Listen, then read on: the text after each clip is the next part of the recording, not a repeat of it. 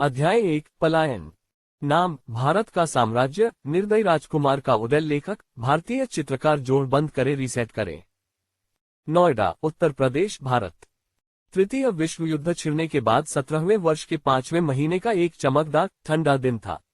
इमारतें ढह रही थीं और ऊंची ऊंची वीरान इमारतों पर हरियाली दिखाई दे रही थी, जहां कभी इतना जीवंत शहर बसता था। क्षितिज पर जीवन का कोई निशान नहीं दिख रहा था। इन सब के बीच भूमिगत अनुसंधान केंद्र ऊर्जा और तकनीक की लयबद्ध आवाजों से गुलजार था। साफ सफेद कोट पहने लोग एक सफेद कमरे में, जो चिकने कोकून जैसे पॉड्स से भरा था, एक मॉनिटर से महत्वपूर्ण संकेतों की निगरानी और नोटिंग कर रहे थे, जिनमें से प्रत्येक में एक इंसान पन्ना जैसे तरल में डूबा हुआ लटका हुआ था। परीक्षण विषय XA002 को कमरा 702C में ले जाएं। एक सफेद कमरे में रोबोट जैसी आवाज में स्पीकर जोर से बजा। 2 सैनिक लेजर गन और पूरे काले रंग के भविष्य के कवच के साथ कमरे में दाखिल हुए ताकि पॉड्स को निर्धारित स्थान पर ले जा सकें। कमरे के बाहर एक तरफा निरीक्षण स्टैंड से 2 लोग उत्सुकता भरी निगाहों से पॉड में बैठे उस युवक को देख रहे थे। उनमें से एक ने पूछा, क्या यही वो मशहूर परीक्षण विषय है? सफेद कोट पहने एक आदमी ने जवाब दिया, हाँ डायरेक्टर साहब, ये विषय हमारी लैब द्वारा अब तक बनाया गया सबसे बेहतरीन विषय है। इसने सिमुलेशन टेस्ट X को 25 बार बढ़ती हुई कठिनाई के साथ पास किया है। वाह, ये तो बहुत बढ़िया है। आपका बेटा कैसा कर रहा है ना? क्या वो बहुत अच्छा कर रहा है? डायरेक्टर ने उस आदमी का कंधा थपथपाते हुए और उसके सफल प्रयास के लिए बधाई देते हुए पूछा। ओह, वो सैन्य अकादमी में बहुत अच्छा कर रहा है। उसे हाल ही में मध्य पूर्व में मुख्य सेना का समर्थन करने के लिए एक मिशन दिया गया था। हाँ, जानकर अच्छा लगा कि वो बहुत अच्छा कर रहा है। डायरेक्टर ने जोरदार हंसी के साथ जवाब दिया। खैर, अब मैं जिस वजह से वहां गया था उस पर आते हैं। डायरेक्टर के चेहरे पर खुशी से गंभीरता तुरंत बदल गई। हमारे पास ज्यादा समय नहीं बचा है। इस विषय को जल्दी से एक सुपर सैनिक बनाओ, निर्देशक ने सख्ती से कहा, और आगे कहा, यह उच्च अधिकारियों का आदेश है। अगर हम इसे पूरा नहीं कर पाए तो वे हमारे सिर काट देंगे, समझे? लेकिन निर्देशक, वह अभी इस प्रक्रिया के लिए तैयार नहीं है। उसे समय चाहिए, सफेद कोट वाले व्यक्ति ने बेचैनी से जवाब दिया। आपके पास इसे पूरा करने के लिए 1 महीना है। जल्दी से कुछ अच्छे सुपर सैनिक तैयार करने के लिए जो भी जरूरी हो, इस्तेमाल करें। अगर वह असफल भी हो जाता है तो आपके पास और भी विषय हैं। निर्देशक ने संस्थान से बाहर निकलते हुए सख्ती से निर्देश दिया। 7 साल पहले संयुक्त राज्य अमेरिका सरकार द्वारा पहली सुपर सैनिक बटालियन का इस्तेमाल करने के बाद दुनिया भर की सरकारों को युद्ध प्रयासों के लिए सुपर सैनिकों, जिन्हें उन्नत मानव भी कहा जाता है, के महत्व का एहसास हुआ। इसी वजह से वे युद्ध में बढ़त हासिल करने में सक्षम हुए। प्रोजेक्ट एकलव्य एक रणनीतिक पहल थी जिसका उद्देश्य सुपर सैनिकों के वर्तमान मानकों को और भी ऊंचे स्तर तक पहुंचाना था। उनकी मानसिक प्रसंस्करण गति और शारीरिक शक्ति में उल्लेखनीय वृद्धि हुई। कोट पहने वह व्यक्ति एकलव्य परियोजना के नोएडा क्लस्टर 7 का मुख्य वैज्ञानिक था। निदेशक के साथ बैठक के बाद वह सौंपे गए कार्य पर निराशा व्यक्त करते हुए शोधकर्ताओं के कमरे में घुस आया। XA002 को ट्रायर्क कक्ष में ले जाओ, हम प्रक्रिया जारी रख रहे हैं, उस व्यक्ति ने अपने अधीनस्थों को आदेश दिया। उसके चेहरे पर गुस्सा साफ झलक रहा था। श्रीमान, XA002 का अभी न्यूरल ऑगमेंटेशन प्रोटोकॉल हुआ है, जिसके परिणामस्वरूप संज्ञानात्मक प्रक्रिया में उल्लेखनीय वृद्धि हुई है, जो मस्तिष्क क्षमता की पारंपरिक सीमाओं को पार कर गई है। जेनेटिक ऑप्टिमाइजेशन थेरेपी देने के गंभीर परिणाम हो सकते हैं, एक अधीनस्थ ने चिंता से कहा। हमारे पास कोई विकल्प नहीं है। यह उच्च अधिकारियों का आदेश है। इसे जारी रखें। हमारे पास परिणाम दिखाने के लिए केवल 1 महीना है, वरना। उसने अपने गले पर अंगूठे से इशारा किया, ये संकेत देते हुए कि सरकार की ओर से उन्हें क्या परिणाम भुगतने होंगे। ये खबर सुनकर कमरे में सन्नाटा छा गया। शोधकर्ताओं के चेहरे पर स्तब्धता के भाव थे। किसी ने भी XA002 को जेनेटिक ऑप्टिमाइजेशन देने के प्रमुख के फैसले का विरोध करने की हिम्मत नहीं की। इस बीच परीक्षण विषय XA002 को कक्ष 702C में उसके पॉड से निकालकर उसके दोनों पैरों और हाथों में बेड़ियां डाल दी गईं। हटो, कमीने! पूरे काले कवच में लिपटा एक सैनिक चिल्लाया और परीक्षण विषय के सिर पर अपनी लेजर गन से वार किया। वह युवक बेड़ियों में जकड़ा चुपचाप चल रहा था। उसके बाल अपनी युवावस्था के बावजूद सफेद थे, जो उसे उस सुविधा में प्रशिक्षण के लिए इस्तेमाल की गई यातनापूर्ण विधियों का परिणाम था। और उसकी आंखें किसी हिमनद की बर्फीली आभा के साथ रसातल में घूरती हुई प्रतीत हो रही थीं। ट्राई आग कक्ष मुख्य सुविधा के रूप में कार्य करता था, जहां विभिन्न प्रवर्धक और उत्तेजक पदार्थों का प्रयोग करके और अंत में उनके आनुवंशिक संशोधन के लिए आवश्यक सीरम का इंजेक्शन लगाकर सुपर सैनिकों का निर्माण किया जाता था। इसमें एक अवलोकन स्टैंड था जहां शोधकर्ता प्रक्रिया के दौरान महत्वपूर्ण जानकारी नोट कर सकते थे। कमरे के ठीक बीच में एक पॉड था जिसका उपयोग प्रक्रिया को संचालित करने के लिए किया जाता था। इसके अलावा पॉड से थोड़ी दूर एक मॉनिटर भी था जो परीक्षण विषय के शरीर की व्यक्तिगत जांच करते समय विवरणों पर नजर रखता था।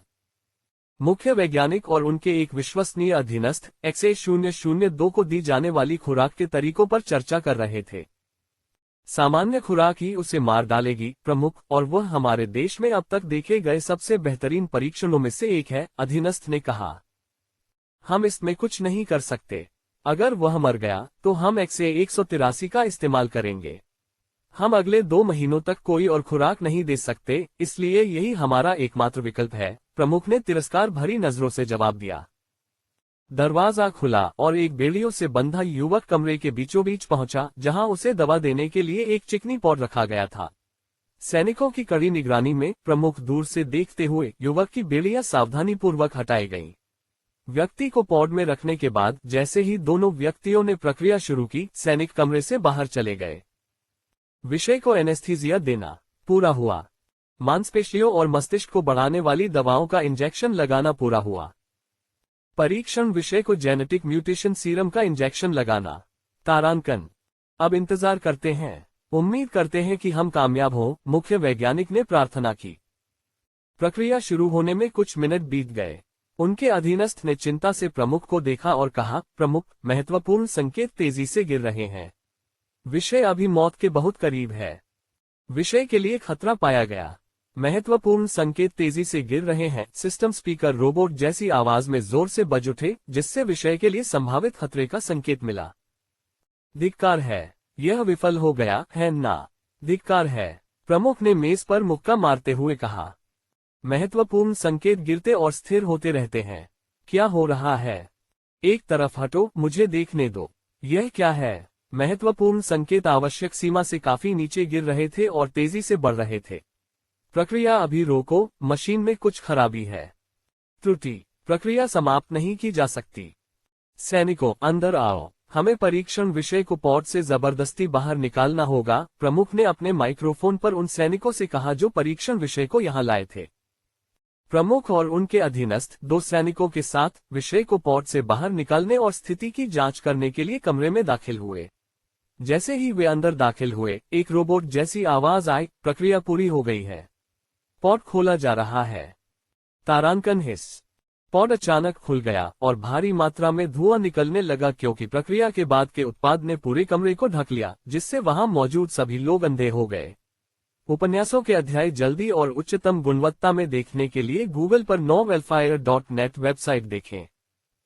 थोड़ी देर बाद धुआं छट गया और पॉड में लटके हुए युवक का पता चला। प्रमुख ने उस व्यक्ति को देखा और उसके महत्वपूर्ण संकेतों की जांच की। कोई महत्वपूर्ण संकेत नहीं। मुझे लगता है कि वह मर चुका है, प्रमुख ने XA002 की नब्ज जांचते हुए घोषणा की। सिस्टम पर भी यही दिख रहा है, सर, अधीनस्थ ने आह भरते हुए चीफ को बुरी खबर सुनाई। हाँ, अब आप दोनों बाहर जा सकते हैं। हम उसके शरीर की अंतिम जांच करेंगे और उसे निपटान के लिए दे देंगे। सैनिकों को अगले आदेश तक बाहर इंतजार करने का आदेश दिया। जाओ, शरीर में किसी भी अवशेष की जांच करो और निपटान क्रम निर्धारित करो। चीफ सिस्टम द्वारा बनाई गई विफलता की रिपोर्ट देख रहे थे। हम क्या गड़बड़ हो सकती है? वैज्ञानिक ने शोध लॉग पर सरसरी नजर डालते हुए सोचा। क्या हुआ? क्या आपका काम खत्म हो गया? तारांकन क्रैक, तारांकन क्रैक, तारांकन स्विश। अचानक वैज्ञानिक ने कई तरह की आवाजें सुनी, इतनी अराजक कि वह समझ नहीं पाया कि वह क्या था। जवाब में अपना सिर घुमाते हुए, आह! वैज्ञानिक चौंक कर चिल्लाया। उसके दिमाग में शरीर के सारे खून और एड्रेनालाइन का जमावड़ा दौड़ रहा था। एक हल्की सी कर्कश आवाज सुनाई दी और वह युवक, जिसे मृत होना चाहिए था, हाथ में कुछ पकड़े खड़ा था। वह स्तब्ध रह गया जब उसे एहसास हुआ कि उसका अधीनस्थ ही उस युवक के शरीर की जांच करने गया था। वह अभी भी कपाल से मज्जा को बाहर निकलते हुए देख सकता था, जिसके पीछे तरल पदार्थ बह रहा था। उसने रीढ़ की हड्डी से जुड़ी मुड़ी हुई धातु से उसकी पहचान की, जो वाइपर स्ट्रेंथ साइबॉर्ग का संवर्धन था और उसका आकार बिगड़ा हुआ था। सिंथेटिक टाइटेनियम को इस आकार में मोड़ने के लिए कितना बल लगा होगा, उसने सोचा। उसकी पीठ में ठंडक दौड़ गई क्योंकि उसे सांस लेने में कठिनाई हो रही थी। इस एहसास के साथ वैज्ञानिक की पीठ पसीने से भीग गई और उसकी आंखें धुंधली होने लगीं। उसका शरीर पूरी तरह से सदमे में चला गया। उसे पता था कि उसका सामना एक राक्षस से हुआ है। दुर्भाग्य से उसका शरीर पहले से ही उसका पिंजरा बन चुका था और वह इसका कैदी। उसकी दृष्टि हर पल धुंधली होती जा रही थी क्योंकि उसे बहुत अधिक नमी महसूस हो रही थी। यह क्या था, उसने खुद से पूछा, केवल यह महसूस करने के लिए, ओह मैं रो रहा हूं। उसने महसूस किया कि उसकी दृष्टि हर पल धुंधली होती जा रही थी, भय और आतंक से अभिभूत। तारांकन थप। युवक ने अपने अधीनस्थ के बेजान शरीर को जमीन पर फेंक दिया। ट्रर्र। तारांकन ट्रर्र। कमरे में बत्तियां हिंसक रूप से टिमटिमाने लगीं। उसकी निगाह क्षण भर के लिए बत्तियों पर पड़ी, जो अचानक काली हो गईं, जिससे कमरा अथाह अंधेरे में डूब गया। तारांकन ट्रर्र। बत्तियां वापस जीवित हो गईं, जैसे ऊर्जा के अंतिम विस्फोट पर अंगारा।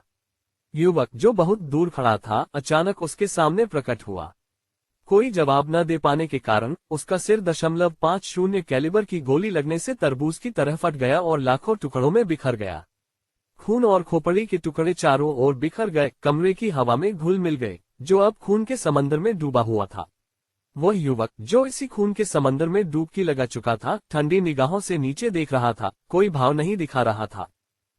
पहले का अनुक्रमण का अगला अध्याय 2। मृत्यु। नाम, भारत का साम्राज्य, निर्दयी राजकुमार का उदय। लेखक, भारतीय चित्रकार। जोड़ बंद करे, रीसेट करें। हाँ सीनियर, काम बहुत उबाऊ है और यह कवच भी बहुत भद्दा है। ट्राई आकरूम के बाहर पहरा दे रहे एक सैनिक ने शिकायत की, जो भविष्य के काले कवच पहने लेजर गन से लैस था। अरे बेवकूफ, ये कवच सुपर सैनिकों के वार आसानी से झेल सकता है, इसलिए इन्हें यहाँ इस्तेमाल करना जरूरी है। वरिष्ठ सैनिक ने चेहरे पर आत्मसंतुष्टि भरे भाव के साथ जवाब दिया। जरूर जरूर सीनियर, लेकिन हम असफल परीक्षार्थियों के शवों का क्या करते हैं? कनिष्ठ सैनिक ने भरी हुई जिज्ञासा से पूछा। शवों के बारे में, अगर वे अभी तक असफल नहीं हुए हैं तो उनके अंग निकाल लिए जाते हैं और उन्हें भस्मक में जला दिया जाता है। ओह, और मैंने सुना है कि आपकी 1 हफ्ते की छुट्टी तय है। सीनियर, हाँ, मेरी पत्नी ने घर पर एक बेटी को जन्म दिया है। मैं कल उससे मिलने जाऊंगा, वरिष्ठ सैनिक ने खुशी से कहा, क्योंकि वह अभी अभी एक बच्चे का पिता बना था। दूसरे सैनिक ने खबर सुनते ही वरिष्ठ सैनिक को उसके बच्चे के जन्म की बधाई दी और नवजात शिशु को आशीर्वाद दिया। पास के सैनिकों के कानों में एक आपातकालीन सायरन गूंज उठा, जिससे संकेत मिला कि ट्रायर कक्ष में कुछ हो रहा है। इस भयानक रोबोटिक सायरन की आवाज सुनकर दोनों सैनिक जांच करने के लिए उस सफेद कमरे में पहुंचे। वे अपनी बंदूकें तैयार करके सावधानी से कमरे में दाखिल हुए। कमरे में हुए नुकसान के कारण लाइटें अभी भी तेजी से टिमटिमा रही थीं। दोनों सैनिक जमीन पर पड़े खून के समुद्र, मस्तिष्क के कुचले हुए ग्रे मैटर और वाइपर साइबॉर्ग के दौरान रीढ़ की हड्डी से जुड़ी एक मुड़ी हुई छड़ को साफ देख सकते थे।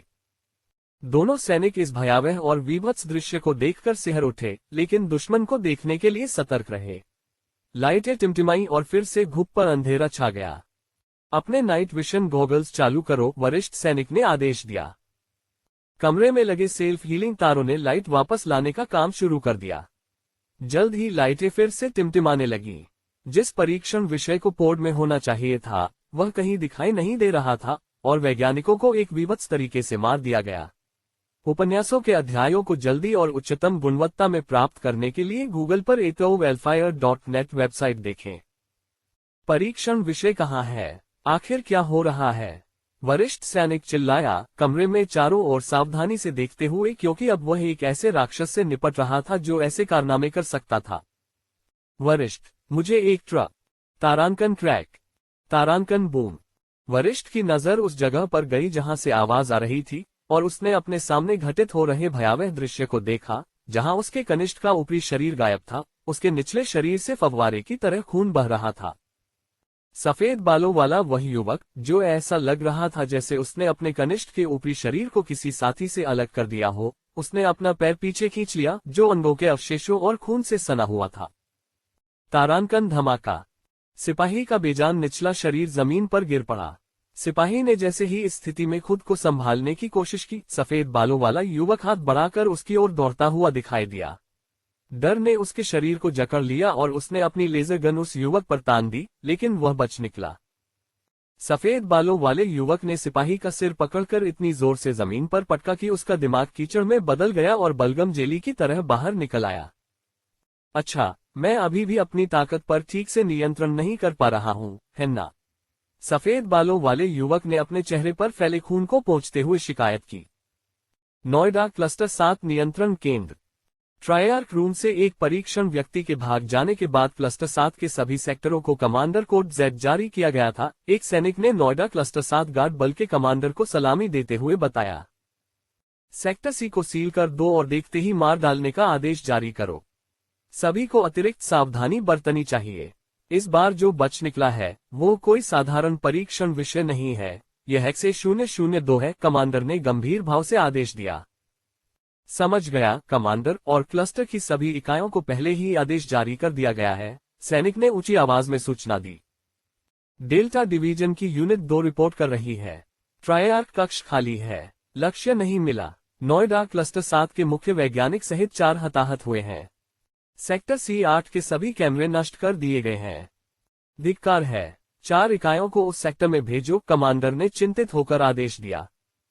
यूनिट 3 का सामना हुआ, स्पीकर से एक तेज चीख के बाद अचानक संपर्क टूट गया।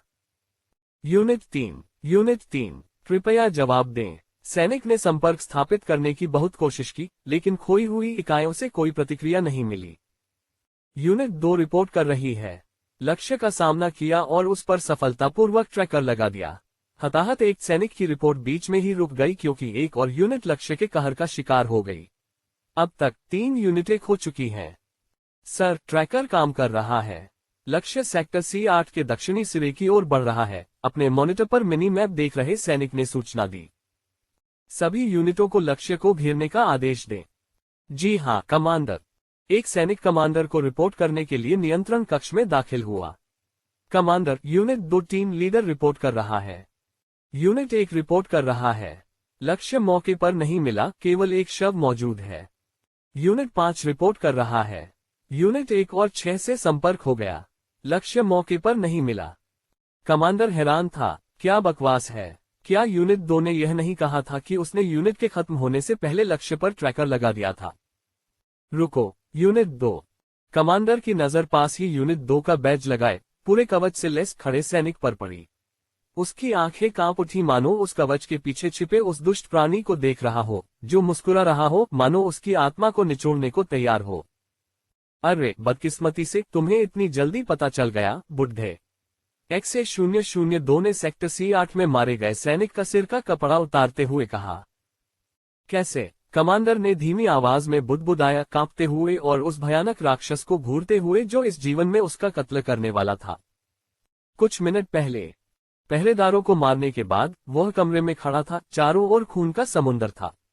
उसने उस जगह से भागने के अपने अगले कदम के बारे में गहराई से सोचा। जैसे ही मैं कमरे से बाहर निकलूंगा, आपातकालीन सायरन बजने लगेंगे। शुक्र है कि इस प्रक्रिया के दौरान कंट्रोल चिप नष्ट हो गई। कमांडर का कंट्रोल सेंटर फिर कहाँ था? वैसे भी निकास की चाबी तो उसी के पास है।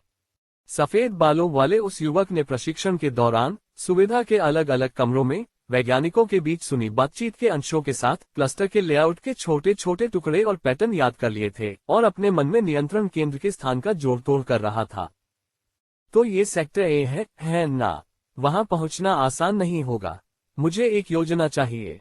वह तेजी से सेक्टर C की ओर बढ़ा, अपनी अलौकिक गति का उपयोग करते हुए सुविधा के भूल भुलैया जैसे लेआउट को पार करता हुआ, लक्ष्य स्थान तक पहुंचने के रास्ते में लगे कैमरों को नष्ट करता हुआ। उसने सेक्टर C में सुरक्षा बल द्वारा भेजी गई 3 टुकड़ियों का ध्यान रखा, जो स्पष्ट रूप से उस क्षेत्र में दिखाई दे रही थी, जिससे कमांडर को उसे पकड़ने के लिए पूरी सेना तैनात करनी पड़ी, और बाकी क्षेत्रों को अपेक्षाकृत असुरक्षित छोड़ दिया। यही वह समाधान था जिसका उसे इंतजार था।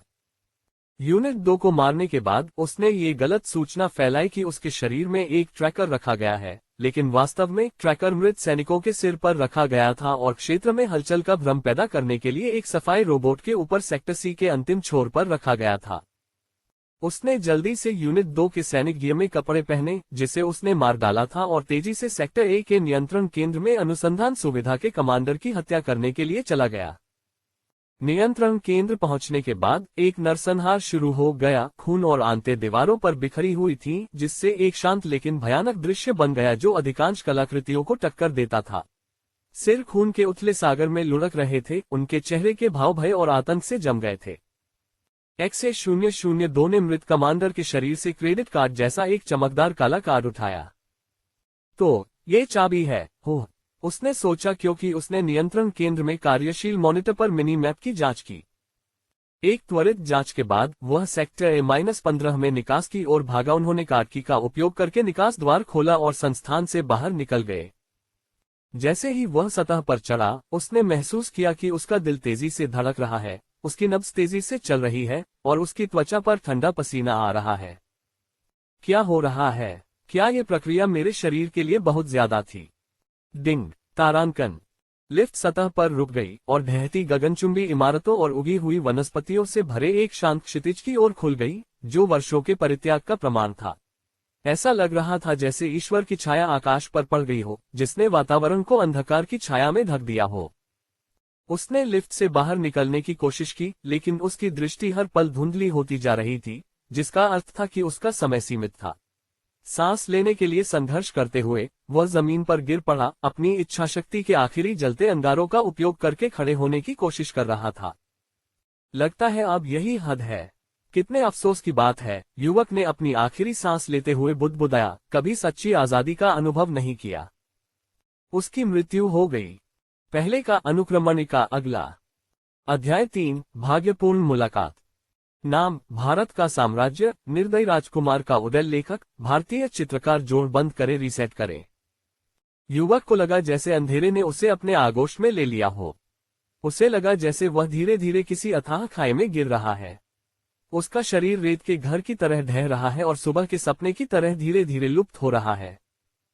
तो मृत्यु के बाद का एहसास ऐसा ही होता है, मानो आत्मा अपने स्रोत की ओर बिखर रही हो। तारांकन, मेरे बच्चे, तुम अभी मरे नहीं हो। तारांकन। अचानक एक गहरी आवाज उसके मन में आई, मानो कोई उसके मन में बात कर रहा हो। वह कौन है? मैं तुम्हें अपने मन में क्यों सुन रहा हूँ? युवक ने स्थिति का आकलन करने की उम्मीद में गंभीरता से पूछा।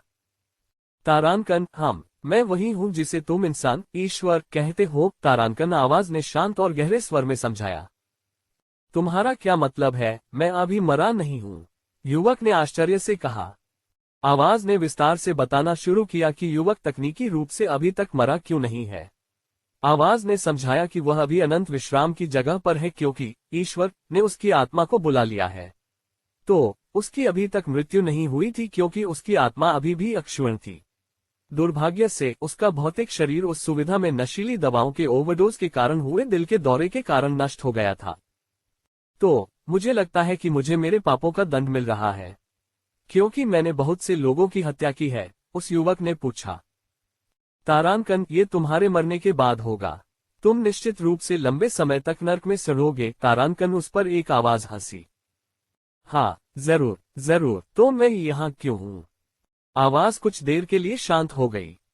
तारांकन, अच्छा, मैं और दूसरे देवता कुछ खेल खेल रहे थे और हारने वाले को अपनी ईश्वरीय शक्ति का उपयोग करके एक यादृच्छिक व्यक्ति को एक यादृच्छिक वैकल्पिक ब्रह्मांड में स्थानांतरित करना था। तो मैं इस छोटे से खेल की वजह से यादृच्छिक रूप से स्थानांतरण के लिए चुना गया था जो तुम खेल रहे थे। तारांकन, संक्षेप में तुम ऐसा कह सकते हो, लेकिन इस स्थिति के लिए मैंने तुम्हें एक पावर अप देने का फैसला किया है। मुझे पावर अप की क्या जरूरत है? और मैं इस पुनर्जन्म वाली बात से बिल्कुल सहमत नहीं हूँ।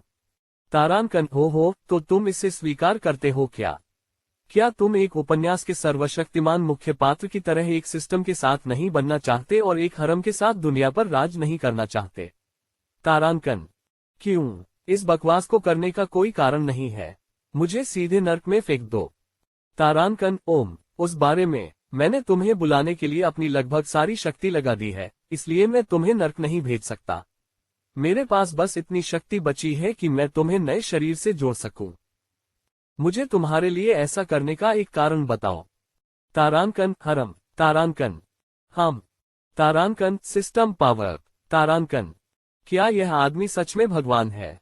चलो, यह उपनगरों के 14 साल के बच्चे जैसा लगता है, युवक ने सोचा।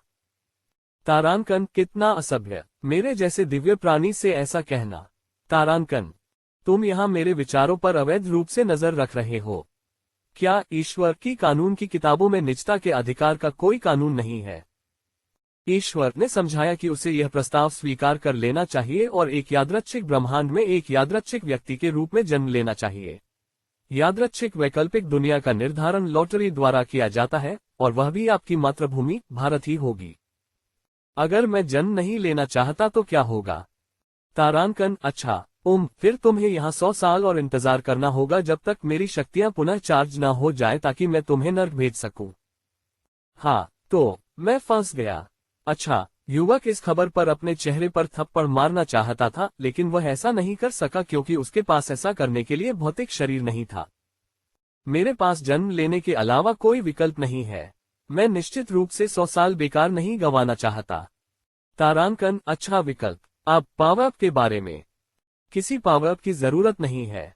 अगर मैं ऊपर जाने के लिए चीट का इस्तेमाल करता हूं तो ये रोमांचक नहीं है। तारांकन, ठीक है, मैं तुम्हारी इच्छाओं का सम्मान करूंगा। जीवन के इस नए अध्याय के लिए मैं तुम्हें शुभकामनाएं देता हूं। तारांकन, एक तीखी आवाज उसके सिर में गूंजी जिसने उसे चौंका दिया। उसका शरीर रसातल के अंतहीन गर्त की ओर, अनंत अंधकार की ओर तेजी से बढ़ने लगा और उसका शरीर ताश के पत्तों के घर की तरह ढह गया। तारांकन, हो सकता है कि तुम अपनी इच्छा पूरी कर सको और इस जीवन में वर्षों से तुम्हें परेशान कर रहे उस प्रश्न का समाधान पा सको। ईश्वर ने उसके मन में यह बात डालकर उसे विदा किया। उसने सोचा कि ईश्वर उसकी इच्छा से क्या मतलब रखता है। उसने अपने मन में कभी किसी चीज की कामना नहीं की। इच्छाएं उसके लिए बस अस्पष्ट चीजें थीं और उसके पास कभी किसी चीज की कामना करने का सुख नहीं था। मैं कहाँ हूँ? मैं और कितना नीचे गिरता रहूंगा? रसातल के अथाह गर्त में गिरने के बाद वह अचानक हवा में ही रुक गया। उसने उस अंधेरे में चारों ओर देखा जिसने उसे एक कंबल की तरह ढक लिया था। उसे बस हर जगह फैलता हुआ भयानक अंधेरा दिखाई दे रहा था और वह अपने शरीर को महसूस नहीं कर पा रहा था। ऐसा लग रहा था मानो वह इस गड्ढे में स्वतंत्र रूप से तैरता हुआ अंधकार का कोहरा हो। मेरे शरीर को क्या हो रहा है? दृश्य एक शांत जगह में बदल गया जो स्वर्ग जैसा लग रहा था, क्षितिज पर फैले जंगल की रहस्यमय सुंदरता के साथ। वह पानी जैसी किसी जगह पर खड़ा था जहां साफ आसमान की झलक पानी में पड़ रही थी। मैं कहाँ हूँ? उसकी आंखों के सामने दृश्य तेजी से बदलने लगे, एक उजाड़, अकालग्रस्त कस्बे से लेकर एक खुशहाल शहर में जो खुशमिजाज नागरिकों से भरा हुआ था। इस तेजी से बदलते दृश्य के बाद रसातल के अंधेरे ने उसे घेर लिया जिससे उसकी सारी दृष्टि अंधी हो गई। उसने उन दृश्यों के बारे में सोचा जो उसे दिखाए गए थे। यह एक युद्धग्रस्त जगह है या यह एक समृद्ध जगह है जो वर्तमान में युद्धों का सामना कर रही है। ट्रैक उपन्यासों के अध्यायों को जल्दी और उच्चतम गुणवत्ता में प्राप्त करने के लिए गूगल पर नोवेल FINAT वेबसाइट खोजें। अंधेरा फटने लगा और प्रकाश की किरणें इन दरारों से भेदने लगी। पल पल दरारें चौड़ी होती जा रही थीं, टूटते हुए आईने की तरह जोर से चटक रही थी और प्रकाश चुपचाप दरारों से रिस रहा था, अपनी कोमल आलिंगन से परछाइयों को वश में कर रहा था। चट, तारांकन। नाजुक अंधेरा उसके सामने तेजी से बिखर रहा था और तेज रोशनी ने उसे अंधा कर दिया था। धीरे धीरे उसकी दृष्टि स्थिर हुई और उसने दूर तक फैले चमकदार नीले आकाश और हरे भरे जंगल को देखा। उसने नीचे देखा तो पाया कि वह हवा में था, इस खूबसूरत नजारे को देख रहा था। नीचे गिरना रोमांचकारी था, हालांकि उसे शारीरिक रूप से कुछ भी महसूस नहीं हो रहा था। वह देख सकता था कि वह कितनी तेजी से जमीन की ओर बढ़ रहा था। क्या यह मेरी आत्मा के नए शरीर से जुड़ने की प्रक्रिया है? दिलचस्प। उसे मुश्किल से ही अंदाजा हो पा रहा था कि दूरी पर कुछ लोग हैं। जैसे जैसे वह हर गुजरते पल के साथ जमीन के करीब पहुंच रहा था, उसे समझ आ रहा था कि नीचे क्या हो रहा है। कई लोग तलवारों और ढालों से भिड़ रहे थे और लड़ रहे थे और घुड़सवार सैनिकों को चीर रहे थे। तो यह मध्यकाल है, साजो सामान देख रहा हूं। दिशा अचानक बदल गई, मानो कोई तीखा मोड़ लेते हुए किसी सेना की पिछली पंक्ति की ओर बढ़ रही हो। एक युवक युद्ध के मैदान में सिर पर चोट के साथ पड़ा था, उसके सिर से खून रिसकर जमीन में समा रहा था। उस युवक के बाल एकदम काले थे और उसके महंगे कवच और पोशाक को देखकर लगता था कि वह कोई कुलीन था। वह अचानक एक पल के लिए अंधा हो गया और अगली बात जो उसने देखी वही ये कि वह ऊपर साफ नीले आसमान को देख रहा था।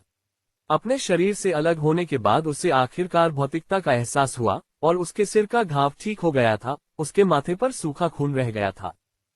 लाशों की दुर्गंध ने उसे घेर लिया था और दूर से चीखें और गालियां सुनाई दे रही थीं। उसके बगल में सैकड़ों आदमियों और घोड़ों की लाशें सड़ने के लिए छोड़ दी गई थीं। उसके बगल में पड़ी लाशों को कौवे पहले से ही निशाना बनाकर खा रहे थे। दिलचस्प जगह है, लेकिन ढेर सारी लाशें और खून के इस तालाब से गुजरना बहुत परेशान करने वाला है। वह तेजी से उठा और अपने पास पड़ी एक घटिया लोहे की तलवार उठा ली। उसने आसपास के माहौल को खंगालना शुरू कर दिया ताकि कोई भी ऐसा हथियार जुटा सके जो उसे युद्ध के मैदान में काम आ सके। इस त्वरित खोज से कुछ अच्छे नतीजे मिले, क्योंकि अब उसके पास एक ढाल और एक नया कवच था जो उसे एक मृत सैनिक से मिला था। उसने एक भाला भी उठा लिया जो किसी लाश की आंत में धंसा हुआ था। क्या मुझे युद्ध के मैदान में जाना चाहिए या बस दूर से ही युद्ध खत्म होने का इंतजार करते हुए देखना चाहिए? वह दुविधा में था। पहले का अनुक्रमणिका अगला। अध्याय 4, युद्ध क्षेत्र। नाम, भारत का साम्राज्य, निर्दयी राजकुमार का उदय। लेखक, भारतीय चित्रकार। जोड़ बंद करे, रीसेट करें। हरे भरे जंगल से घिरे मैदान में उजला दिन था। चीखें और खून जमा देने वाली आवाजें हवा में गूंज रही थीं, क्योंकि दो सेनाएं वर्चस्व की लड़ाई में एक दूसरे पर वार कर रही थीं। इन सब के बीच एक युवक लाशों के ढेर पर बैठा अपने भाले को कंधे पर रखे युद्ध को देख रहा था। वह सोच रहा था कि युद्ध के मैदान में उतरना चाहिए या नहीं। ये तलवार तो बेकार है। ये तलवार शायद 5 वार में ही टूट जाएगी। इसे बनाया भी किसने है? युवक ने सोचा जब वह पास पड़ी उस घटिया लोहे की तलवार को देख रहा था जो उसने पहले उठाई थी। अच्छा, कम से कम भाला तो ठीक है। मुझे इसकी लंबाई तोड़कर कुछ भाले भी बनाने चाहिए, उसने सोचा और उठकर दुश्मनों पर फेंकने के लिए और भाले ढूंढने लगा। वह इधर उधर घूमकर लाशों से भाले उठाता और उनकी लंबाई तोड़कर एक अस्थायी भाला बनाता। घंटों बेकार बैठकर युद्ध खत्म होने का इंतजार करना बोरिंग है। मैं युद्ध के मैदान में उतरूंगा, लगता है, युवक ने एक लाश के सीने से तलवार निकालते हुए सोचा। उसने तलवार म्यान में डाली और कमर पर लटका ली। वह एक पेड़ पर चढ़कर युद्धभूमि का बेहतर नजारा लेने लगा। वह तेजी से पेड़ पर चढ़ गया और युद्धभूमि की ओर देखते हुए अपनी सहयोगी सेना को ढूंढने लगा। युवक ने उस कवच पर नजर डाली जिसे उसने स्थानांतरित किया था ताकि वह देख सके कि कहीं कोई शिखा तो नहीं है। उसे कवच पर एक सुअर की शिखा दिखाई दी, जिससे उसने ये निष्कर्ष निकाला कि मित्र सेना इस शिखा से मिलता जुलता एक झंडा लेकर चलेगी। उसने उत्सुकता से झंडों को ढूंढने के लिए युद्धभूमि की ओर देखा। थोड़ी देर बाद उसे एक सुअर वाला झंडा दिखाई दिया। बिंगो, तो यह है मित्र सेना। इस अफरा तफरी में मैं कहाँ प्रवेश करूं? उसने रक्तरंजित युद्धभूमि में मित्र सेना के उन कमजोरों को ढूंढने की कोशिश की जहां वह प्रभाव डाल सके। उसने पाया कि मित्र सेनाएं अग्रिम पंक्तियों से दुश्मनों को बहुत अच्छी तरह पीछे धकेल रही थीं। मित्र सेना का कमांडर पिछली पंक्ति में घोड़े पर बैठा आदेश दे रहा था। उसने मैदान का निरीक्षण किया और पाया कि कुछ सैनिक दुश्मन की पंक्तियों से निकलकर जंगल में घुस रहे हैं। पिछली पंक्ति में कमांडर को निशाना बना रहे हैं। क्या हम मध्ययुगीन युद्ध में पदार्पण का समय आ गया है? युवक ने अपना अवलोकन समाप्त करने के बाद पेड़ से नीचे कूदते हुए सोचा। ये शरीर बहुत थक गया है, लेकिन मैं इसे संभाल सकता हूँ। ये कुछ देर तक फेंकने और लड़ने के लिए पर्याप्त फिट है, युवक ने अपने शरीर को तानते हुए सोचा। वह वास्तव में काफी गठीला था और तलवारबाजी के व्यापक अभ्यास के निशान थे। वह मित्र सेना की पिछली पंक्ति की ओर बढ़ने लगा। मित्र सेना की पिछली पंक्ति करीब थी क्योंकि वे दुश्मन की पंक्तियों को तोड़ने और उन्हें पीछे धकेलने में कामयाब रहे थे। इतनी दूरी काफी होनी चाहिए। मैं घात लगने का इंतजार करूंगा, उसने सोचा और एक पेड़ के पीछे छिपकर धैर्यपूर्वक दुश्मन सेना द्वारा कमांडर पर घात लगाने का इंतजार करने लगा। इस दौरान दुश्मन सेनाएं थोड़ा पीछे हटती दिखीं, जिससे अग्रिम पंक्ति आगे बढ़ गई। पिछली पंक्ति और भी ज्यादा उजागर हो गई और घात के लिए और भी असुरक्षित हो गई। कमांडर इस बात से बेखबर लग रहा था कि मुश्किल से 50 सैनिकों वाली पिछली पंक्ति का क्या होने वाला है। युद्ध के मैदान में हवा चुपचाप बह रही थी और दूर से पत्तों के सरसराने की हल्की आवाजें सुनाई दे रही थीं। इन सब के बीच 100 से ज्यादा प्रशिक्षित सैनिकों के धीमे और धीमे कदमों की आहट सुनाई दे रही थी। वे आखिरकार पहुंच ही गए। कमांडर अभी भी बेखबर था और उसने यह नहीं देखा कि दुश्मन उसे पिछली पंक्ति पर घात लगाने के लिए आगे बढ़ने दे रहे हैं। दुश्मन सेनाएं जंगल की आड़ में 100 से ज्यादा सैनिकों को घुमाने में कामयाब हो गई थीं, सेना के पार्षद भाग से बचकर। दुश्मन सेनाएं उसकी नजर में आ गईं। वह उनके बीच हो रही बातचीत के अस्पष्ट अंश सुन सकता था। उसने दुश्मन सेना के कमांडर को देखने के लिए झांका और उसे दुश्मन के प्रतीक चिन्हों से अलंकृत कवच से सुसज्जित एक व्यक्ति दिखाई दिया। वह व्यक्ति बाकी लोगों से एक विशिष्ट आभा के साथ एक राजसी रूप दे रहा था, जिससे उसने निष्कर्ष निकाला कि वह व्यक्ति नेता था। बिना नेता की सेना एक सिरहीन मुर्गी है। हालांकि लड़ाई में संख्या मायने रखती है, लेकिन नेता के बिना सेना की गुणवत्ता काफी कम हो जाती है, जिससे वे आसान लक्ष्य बन जाते हैं। वह धैर्यपूर्वक घात लगाने की प्रतीक्षा कर रहा था, क्योंकि उसने देखा कि नेता ने दूसरे कमांडर के घोड़े को निशाना बनाने के लिए एक धनुष निकाला ताकि वह भाग न सके। एक हल्की सी सीटी की आवाज गूंजी जब तीर ने अत्यंत सटीकता के साथ वायुमंडल को भेद दिया और घोड़े की खोपड़ी को छेद दिया। घात शुरू हो गया था। इस बीच सेनाधिपति, हमने उनके दाहिने हिस्से में एक और सफलता हासिल कर ली है, एक सैनिक ने दृढ़ स्वर में सूचना दी। सैनिकों आगे बढ़ो, जय विजयनगर, हर हर महादेव, सेनापति चिल्लाया और उसका युद्धघोष पूरे युद्ध क्षेत्र में गूंज उठा। विजयनगर के लिए, विजयनगर के लिए, विजयनगर के लिए। सैनिकों में युद्ध जीतने का नया जोश भर गया और वे चिल्ला उठे। सैनिकों ने जोश के साथ आगे बढ़ना शुरू कर दिया और उनके शरीर में एड्रेनालाइन का संचार हुआ, जिससे दुश्मन की रेखाएं टूट गईं। हम इसमें विजय प्राप्त करेंगे, अपने घोड़े पर बैठे सेनापति ने अपने निजी रक्षकों से कहा। उपन्यासों के अध्यायों को शीघ्र और उच्चतम गुणवत्ता में प्राप्त करने के लिए गूगल पर novelfire.net वेबसाइट खोजें। ये जोशीला दृश्य ज्यादा देर तक नहीं रहा, क्योंकि एक तीर सेनापति के घोड़े में लगा और वह घोड़े से गिर पड़ा। घात लगाना शुरू हो गया था और हरे भरे जंगल से 100 सैनिक निकल आए। सेनापति तेजी से उठा और हालांकि स्थिति से चौंका, उसने जल्दी से पहरेदारों को रक्षात्मक स्थिति लेने का आदेश दिया। सेनापति ने अपनी तलवार निकाली और बेकाबू स्थिति से खुद का बचाव करने के लिए एक रुख अपनाया। इस बीच एक युवक उत्सुकता से घात लगाकर बैठे दुश्मन सेना के नेता पर हमला करने और उसे मार डालने का मौका तलाश रहा था। दुश्मन नेता के पास 4 पहरेदार थे और उसने अपनी सेना को पीछे की पंक्ति से आदेश दिया। मित्र सेना के कमांडर के लिए अतिरिक्त सैनिक कहीं दिखाई नहीं दे रहे थे और दुश्मन सेना पहरेदारों से भीषण भिड़ गई। इस सारी अफरा तफरी के बीच वह दुश्मन सेना की पिछली पंक्ति के करीब पहुंच रहा था। वह नेता को निशाना नहीं बना सका, क्योंकि घटिया भाला उसके कवच को भेद नहीं सकता था, लेकिन रक्षक के चमड़े के कवच को भाले से भेदा जा सकता था। उसने गहरी सांस ली और उसकी मांसपेशियां तन गईं। जैसे ही उसने भाला अत्यंत सटीकता से लक्ष्य पर फेंका, उसकी नसों में एड्रेनालाइन का संचार हो गया। एक रक्त जमा देने वाली चीख गूंजी जब भाला रक्षक के चमड़े के कवच को भेदते हुए उसे मार डाला। इससे पहले कि वे कुछ कर पाते, वह अगले रक्षक की ओर दौड़ा और भाला उसके गले में घुसा दिया, जिससे वह तुरंत सृष्टिकर्ता के पास वापस चला गया। खूनी दृश्य देखकर चौंके दुश्मन नेता ने जल्दी से अपनी तलवार निकाली और चिल्लाया, उसे मार डालो। वह 2 रक्षकों और नेता के साथ जंगल में तेजी से पीछे हट गया। एक रक्षक उसके पहले से ही थके हुए शरीर के पास पहुंच रहा था, इसलिए उसने जल्दी से अपनी तलवार निकाली। वह अचानक रुका और पलटा और अपनी तलवार पास आ रहे रक्षक पर तान दी। रक्षक रुक नहीं सका और तलवार से टकरा गया, जो उसकी छाती में जा लगी।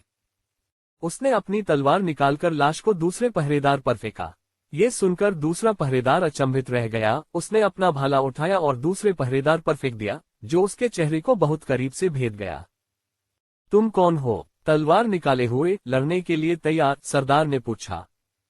मैं उसे समझ सकता हूँ, तो मुझे भाषा सीखने की जरूरत नहीं है। युवक ने सोचा, रुख अपनाते हुए और जवाब देते हुए, मैं मुर्दों से बात नहीं करता। सरदार ने उसकी छाती पर निशाना साधते हुए उस पर झपट्टा मारा, जिसे उसने रोक लिया और पीछे हट गया। उसने जवाब में गर्दन पर एक बाएं से वार किया, जो तुरंत ही विफल हो गया।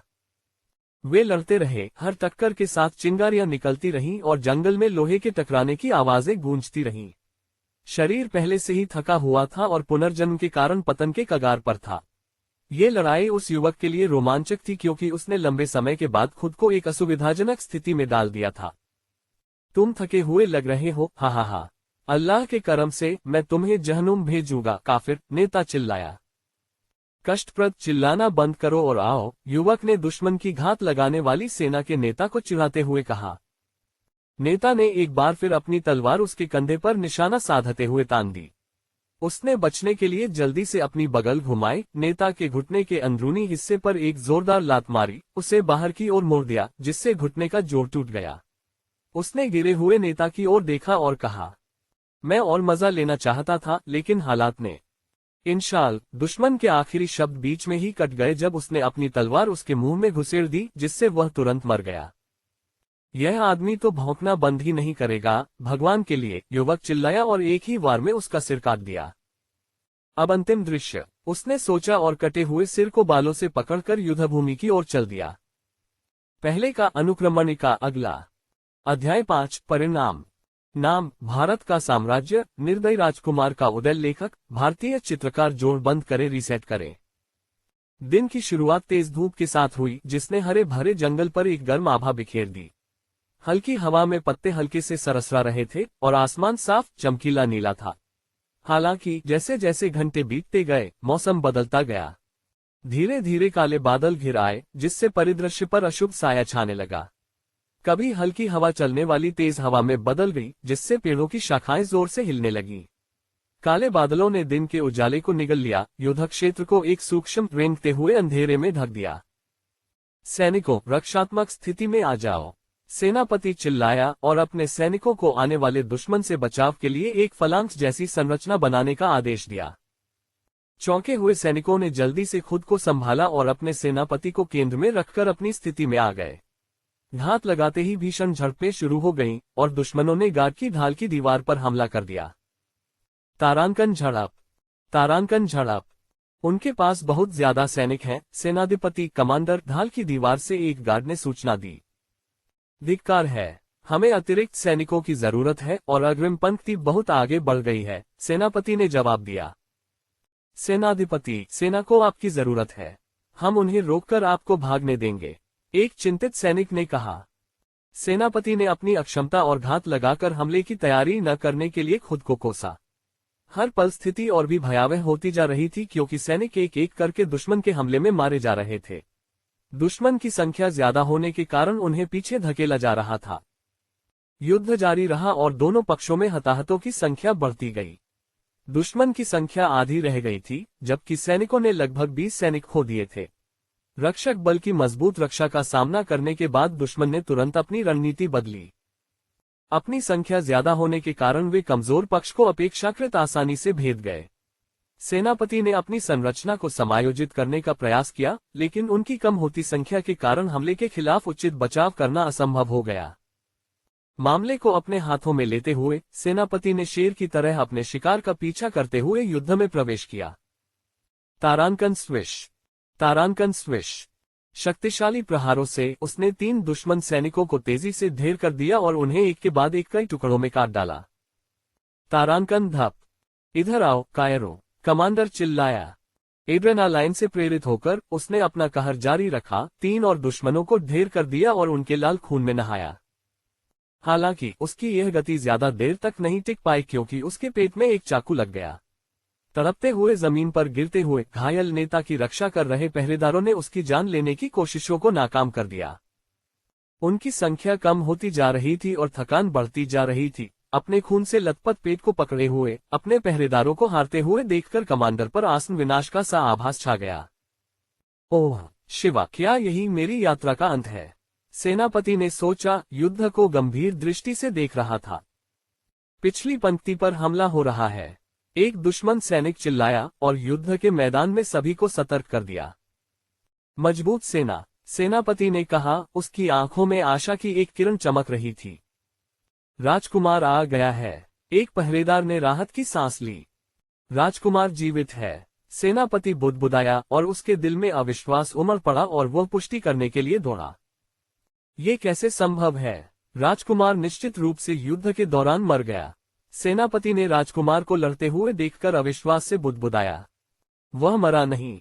क्या मैंने कोई गलती की? क्या मेरा निर्णय गलत था? यह विचार सेनापति के मन में कौंध गया और वह राजकुमार की मृत्यु का निर्णय लेने के लिए खुद से सवाल करने लगा। पिछली पंक्ति के पास पहुंचकर सेनापति ने एक अद्भुत दृश्य देखा। एक युवक अराजकता के बीच तनकर खड़ा, अकेले ही दुश्मन के हमले को रोक रहा था। उसके पीछे जमीन पर लाशें बिखरी पड़ी थीं, जो उसके पराक्रम की निशानी थी जब वह दुश्मन सैनिकों पर तेज और घातक प्रहार कर रहा था। सेनापति की निराशा काफूर हो गई जब उसने अपने सामने घटित हो रहे दृश्य को देखा। यहाँ उनकी मुक्ति थी, इस साहसी युवा योद्धा के रूप में। कुछ ही क्षण पहले वह युवक दुश्मन के नेता का कटा हुआ सिर लेकर युद्धभूमि में पहुंचा था। उसका इरादा स्पष्ट था, अपने विरोधियों के दिलों में भय पैदा करना और अपने साथियों को विजय के लिए प्रेरित करना। चारों ओर युद्ध अभी भी जारी था। रक्षक अपने सेनापति की रक्षा के लिए बहादुरी से लड़े, भारी बाधाओं के बावजूद उनका दृढ़ संकल्प अडिग था। और अब राजकुमार के आगमन के साथ उनकी उम्मीदें पहले से कहीं ज्यादा बढ़ गईं।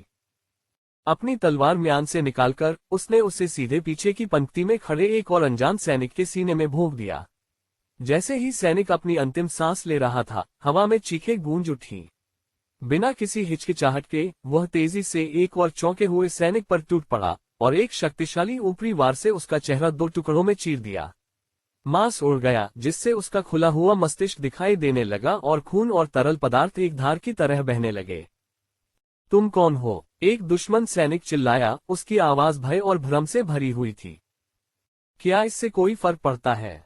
हा, युवक ने उत्तर दिया और गिरे हुए दुश्मन से एक और तलवार उठाकर दोनों हाथों में ले ली। बेजोड़ क्रूरता के साथ वह दुश्मन की पंक्तियों पर टूट पड़ा, हर वार के साथ ब्लॉकों को विक्षेपित करता और सैनिकों को काटता हुआ। वह चतुराई से एक वार के नीचे झुक गया और जवाब में अपनी तलवार दुश्मन की ठुड्डी में घुसा दी, जिससे वह खून से लथपथ हो गया। एक दुश्मन सैनिक ने बिना देर किए उस पर झपट्टा मारा और अपनी तलवार उसके पेट पर तान दी। एक सहज गति से उसने वार को टाल दिया, दुश्मन की छाती में छुरा घोंपा और फिर अपनी दूसरी तलवार से तेजी से उसका सिर धड़ से अलग कर दिया। उस बेजान शरीर को ढाल बनाकर उसने उसे आगे बढ़ते हुए दूसरे सैनिक की ओर लात मारी, जिससे उसका वार विफल हो गया। समय मानो थमसा गया था। जब वह युवक बेजोड़ कौशल और दृढ़ संकल्प के साथ लड़ रहा था, युद्ध क्षेत्र उसके शहीद शत्रुओं की करुण पुकारों से गूंज रहा था। धरती खून से सनी हुई थी, जो हवा में मंडराती मौत की दुर्गंध के साथ घुल मिल गई थी। थका हुआ और बेदम वह युवक नरसंहार के बीच खड़ा था। युद्ध का भारी बोझ उस पर था। उपन्यासों के अध्यायों को जल्दी और उच्चतम गुणवत्ता में प्राप्त करने के लिए गूगल पर नॉवल FINAT वेबसाइट देखें। ये शरीर अपनी सीमा पर है। बहुत बुरा, उसने सोचा जैसे ही उसने दुश्मन नेता का कटा हुआ सिर उठाया और दुश्मन सैनिकों को संबोधित किया। तुम्हारा नेता मर चुका है, फिर भी तुम लड़ने का साहस कर रहे हो। अपने हथियार डाल दो और आत्मसमर्पण कर दो, मैं तुम्हारी जान बख्श दूंगा। सैनिक अपने शहीद नेता के कटे हुए सिर को देख रहे थे। इस विभत्स दृश्य के सामने उनका संकल्प डगमगा रहा था। अपने नेता की मृत्यु और अकेले योद्धा के जबरदस्त बल प्रदर्शन ने उन्हें स्तब्ध कर दिया और लड़ाई जारी रखने में हिचकिचाहट पैदा कर दी। जैसे जैसे अतिरिक्त सैनिक दूर से आ रहे थे, दुश्मन सेना की हार स्पष्ट होती जा रही थी। बचे हुए सैनिकों के चेहरों पर उदासी छा गई, क्योंकि उन्हें अपनी स्थिति की निरर्थकता का एहसास हो रहा था। काफिर भोले हैं, वे हमेशा आत्मसमर्पण करने वालों की जान बख्श देते हैं। दुश्मन सैनिकों में से एक ने अपने अगले कदम पर विचार करते हुए सोचा। एक निर्णायक कदम उठाते हुए उसने अपने हथियार नीचे कर दिए और भारी बाधाओं के सामने हार स्वीकार करते हुए आत्मसमर्पण में हाथ ऊपर कर दिए। बाकी सैनिकों ने भी ऐसा ही किया, अपने हथियार नीचे करके आत्मसमर्पण कर दिया, ये जानते हुए कि साम्राज्य उन्हें बख्श देगा। इस बीच युवक दुश्मन के इतनी आसानी से आत्मसमर्पण करने पर खुश नजर आया। उसने पहले पहरेदारों को ये कहते सुना था, राजकुमार हमें बचाने के लिए वापस आ गए हैं, जिससे वह इस नतीजे पर पहुंचा कि इस शव का पिछला मालिक वाकई एक राजकुमार था। सैनिकों, मेरी बात सुनो, दुश्मन ने आत्मसमर्पण कर दिया है, हम विजेता हैं, युवक ने घोषणा की। उसकी आवाज पूरे युद्ध क्षेत्र में गूंज उठी। पहरेदारों ने उसका उत्साहवर्धन किया, जबकि एक पहरेदार घायल सेनापति की देखभाल कर रहा था। जैसे ही अतिरिक्त घुड़सवार सेना आत्मसमर्पण करने वाले सैनिकों को युद्धबंदी बनाने के लिए पहुंची, युवक ने एक नया आदेश जारी किया। ये राजकुमार का आदेश है। सैनिक ध्यान से खड़े होकर सांस रोककर उसके आदेश की प्रतीक्षा कर रहे थे। मारो सब को, एक भी न बचे। इस अप्रत्याशित आदेश से दुश्मन सैनिकों के चेहरे डर से मुड़ गए। उन्होंने बचने की उम्मीद में आत्मसमर्पण किया था, लेकिन उन्हें एक क्रूर भाग्य का सामना करना पड़ा। लेकिन तुमने तो कहा था कि तुम हमें छोड़ दोगे। दुश्मन सैनिकों में से एक हताश होकर चिल्लाया। अगले जन्म में ज्यादा सावधान रहना, युवक ने ठंडे स्वर में उत्तर दिया। युद्ध में दुश्मनों को बख्शकर उसकी जान बख्शने की कोई मंशा नहीं थी।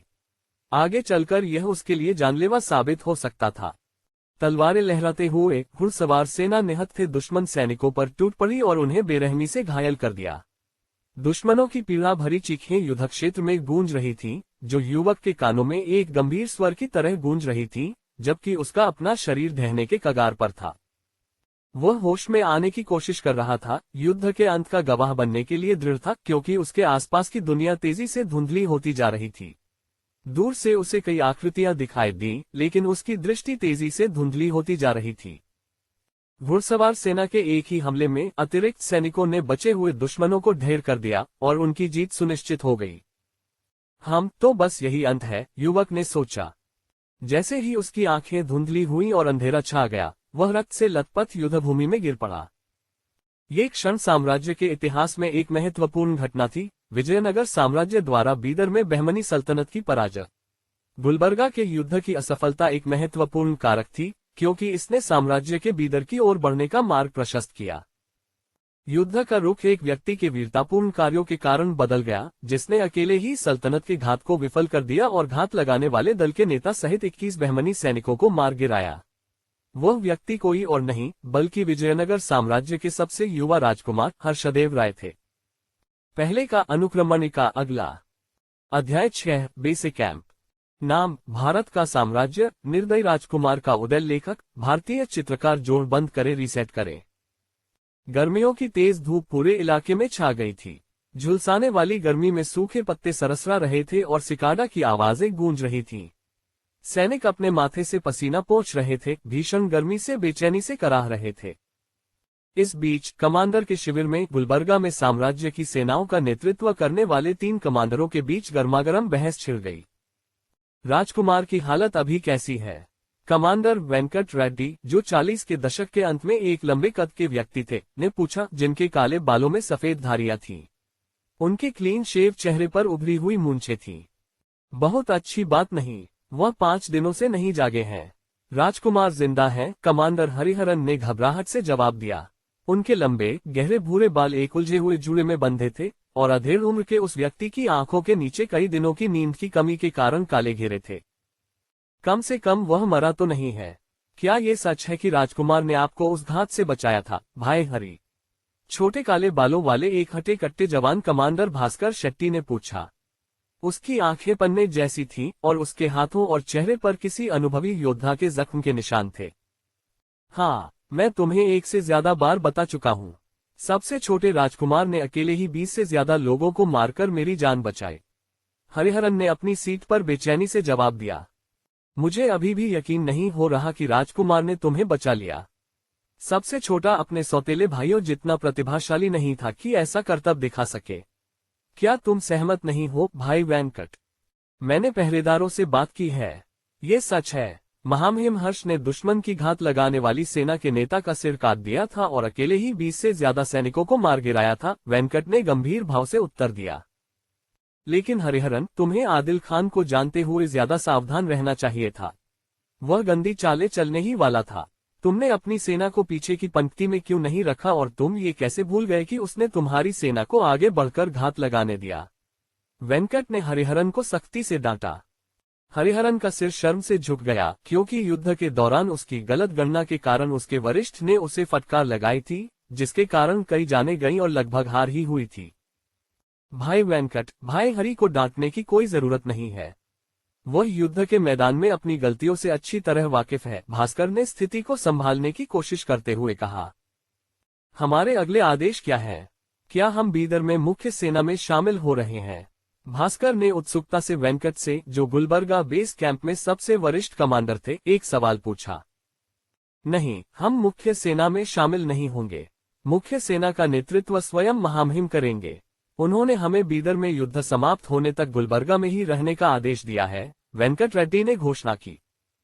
राजकुमार का क्या होगा? हरिहरन ने उदास और थके हुए स्वर में बुदबुदाया। वेंकट रेड्डी ने स्पष्ट किया, भाग्यंगरम वर्तमान हैदराबाद में विजय के बाद युवराज को राजधानी वापस भेज दिया गया था। सबसे कम उम्र के युवराज को युद्ध में क्यों भेजा गया? वह मुश्किल से 17 साल का है और अपने बड़े भाइयों की तुलना में सिंहासन पाने की उसकी कोई संभावना नहीं है, भास्कर ने भ्रम में भौहें सिकुड़ते हुए सोचा। उसे इसलिए भेजा गया क्योंकि उसने ऐसा अनुरोध किया था। महामहिम ने अपनी उम्र और उत्तराधिकार की दौड़ में अपनी स्थिति के बावजूद युद्ध के मैदान में खुद को साबित करने पर जोर दिया, वेंकट रेड्डी ने अपनी आवाज में प्रशंसा के भाव के साथ समझाया। उस युद्ध को देखने के बाद मैं कहूंगा कि सबसे कम उम्र के युवराज के सिंहासन पाने की संभावना सबसे ज्यादा है। युवराज से भी ज्यादा, हरिहरन हकलाते हुए बोले, दर्द से अपने घाव को पकड़े हुए। भाई हरि, भले ही आप युद्ध में उसके पराक्रम के बारे में सही हो, लेकिन सबसे छोटे राजकुमार को अपनी मातृपक्ष से समर्थन और सहयोग नहीं मिल रहा है।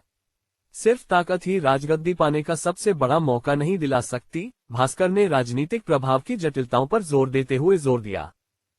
ये सर्वविदित था कि सबसे छोटा राजकुमार शाही परिवार से बिल्कुल अलग थलग था और 4 साल पहले अपनी मां के निधन के बाद उसे अपनी मातृपक्ष से समर्थन नहीं मिल रहा था। इसका मतलब था कि राजकुमार अपने भाइयों के लिए कोई खतरा नहीं था, जिनका साम्राज्य में अपार राजनीतिक प्रभाव था। हरि, तुम्हें थोड़ा आराम करना चाहिए।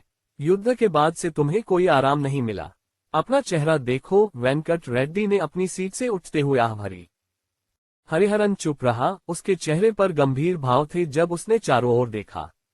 उसने अपनी गलतियों के कारण अपने अनमोल साथियों को खो दिया था, एक ऐसा बोझ जिसे उसे लंबे समय तक ढोना था। एक सैनिक अचानक असमान सांसों और चेहरे पर तनाव के भाव के साथ तंबू में घुस आया। क्या हुआ? भास्कर ने उस युवा सैनिक से पूछा, जो रिपोर्ट करने के लिए दौड़ते हुए भारी सांसें ले रहा था। सेनापतियों को सलाम करते हुए उसने घोषणा की, राजकुमार जाग गए हैं। ये खबर सुनकर तीनों सेनापति अचंभित होकर अपनी सीटों से उठे और राजकुमार का हालचाल जानने के लिए तेजी से उसके तंबू की ओर चल पड़े। कुछ ही क्षण पहले एक युवक गहरी नींद से जागा और युद्ध के बाद होश में आया। बड़े पलंग पर बैठते ही उसने खुद को अर्धनग्न पाया, माथे और बाहों पर पट्टियां बंधी थीं और हवा में जड़ी बूटियों की सुखदायक खुशबू फैल रही थी। धीरे धीरे उसने अपनी दुखती मांसपेशियों को खींचना शुरू किया और अपने लहराते बालों में उंगलियां फिराई ताकि उसकी दृष्टि और आसपास का नजारा साफ हो। लगता है मैं बहुत देर तक सोया रहा। क्या यही है वह शिविर? उस युवक ने बड़े तंबू के चारों ओर नजर घुमाते हुए अपनी थकी हुई गर्दन की मांसपेशियों को चटकाते हुए बुदबुदाया। तंबू में कुछ कुर्सियां और संदूक ठंडे, सख्त मिट्टी के फर्श पर बिखरे पड़े थे। धूपबत्ती की हल्की सी खुशबू उसकी नाक में चुभ रही थी। तंबू में और कोई नहीं था और प्यास से उसका गला सूख रहा था। अचानक एक आदमी कुछ कटलरी और एक बर्तन लेकर तंबू में दाखिल हुआ। उसने राजकुमार की तरफ हैरानी से देखा, मानो उसने कोई भूत देख लिया हो, और चिल्लाया, राजकुमार जाग गया है। तंबू के पास खड़े पहरेदारों ने पर्दों की ओट से अंदर झांका और जल्दी से अपने वरिष्ठों को स्थिति की सूचना देने दौड़े। आखिरकार कुछ इंसानी बातचीत हुई। मुझे इस दुनिया के बारे में जानकारी तो चाहिए ही, उसने मन ही मन कहा। उपन्यासों के अध्याय जल्दी और बेहतरीन क्वालिटी में पाने के लिए गूगल पर नॉवल FI वेबसाइट देखें। कटलरी लेकर दाखिल हुआ आदमी वही डॉक्टर लग रहा था जो उसकी चोटों का इलाज कर रहा था। धोती और ऊपरी शरीर को ढके हुए चोगे और साफ सुथरे सिर वाले उस आदमी ने ज्यादा कुछ नहीं कहा और अपने जख्मों पर दवा लगाने लगा। दवा अच्छी तरह लगाने और उसे एक हर्बल पे देने के बाद वह आदमी बिना कुछ कहे जाने ही वाला था कि उसने उस आदमी का नाम पूछा। खैर, तुम कौन हो? उसने उत्सुकता से धोती वाले आदमी से पूछा। उसके सवाल से अचंभित धोती वाला आदमी हैरान जरूर हुआ, लेकिन उसने जल्दी से अपना संयम संभाला और जवाब दिया, महाराज, मेरा नाम आदित्य है और मैं शाही डॉक्टर का शिष्य हूँ और एक चिकित्सक के रूप में सेवा कर रहा हूँ। सेनापति हरिहरन ने मुझे आपके जख्मों की देखभाल का जिम्मा सौंपा है। ओह, सेनापति से कहिए कि वे मुझसे मिले और आप जा सकते हैं। उसने आदित्य को आदेश दिया। जी हाँ महाराज, पहरेदार सेनापतियों को रिपोर्ट करने गए हैं, इसलिए वे जल्द ही यहाँ आ जाएंगे, आदित्य ने याद किया और थोड़ा झुककर तंबू से बाहर निकल गया। उसने युद्ध के मैदान में इकट्ठा की गई जानकारी पर विचार किया। दुश्मन निश्चित रूप से मुसलमान थे, जो 1100 के दशक के बाद के समय का संकेत देते हैं। शरीर की जन्मजात क्षमता ने उसे बोली जाने वाली भाषा, जो कन्नड़ थी, समझने में सक्षम बनाया, जिससे वह इस निष्कर्ष पर पहुंचा कि यह भारत के दक्षिण में है। ध्वज पर सुअ के चिन्ह का व्यापक रूप से विजयनगर साम्राज्य द्वारा उपयोग किया जाता था, जिसने 1300 के दशक के अंत से 1600 के दशक के अंत तक दक्षिण पर शासन किया था, जो उसके अनुमान को और पुष्ट करता है। तो ये शरीर विजयनगर साम्राज्य के राजकुमार का है और युद्ध संभवतः बहमनी सल्तनत के विरुद्ध हुआ था, उसने अनुमान लगाया। 3 आदमी तंबू में दाखिल हुए, उनके लंबे कद और सुंदर मुद्रा से अधिकार झलक रहा था। उनके हाथों और चेहरों पर स्पष्ट निशान थे, जो उन्हें अनुभवी योद्धाओं के रूप में चिन्हित कर रहे थे। उनके व्यवहार को देखते हुए उसने निष्कर्ष निकाला कि ये तीनों शिविर में सर्वोच्च पदों पर थे।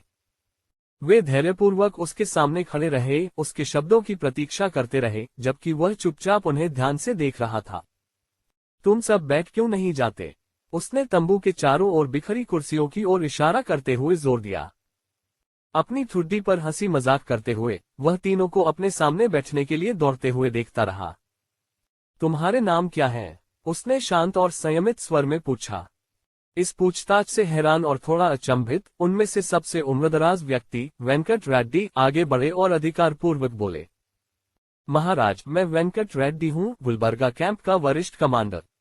फिर उसने अपनी दाईं ओर छोटे बालों वाले एक जवान हटे कट्टे आदमी की ओर इशारा किया और कहा, ये कमांडर भास्कर है। बाईं ओर सिर हिलाकर उसने बिखरे बालों वाले एक अधेड़ उम्र के आदमी की ओर इशारा किया और कहा, और यह कमांडर हरिहरन है, महाराज। मेरा नाम और संबद्धता क्या है? उसने जोर से सोचा। इस सवाल से वेंकट रेड्डी की भौहें तन गईं और उसने हैरानी से पूछा, राजकुमार, क्या आपकी याददाश्त चली गई है? लगता है, उसने बेपरवाही से जवाब दिया। सेनापति एक दूसरे को आश्चर्य से देखने लगे और गंभीरता से उसके प्रश्न का उत्तर दिया, महाराज, विजयनगर साम्राज्य के सबसे युवा राजकुमार हर्षदेव राय हैं।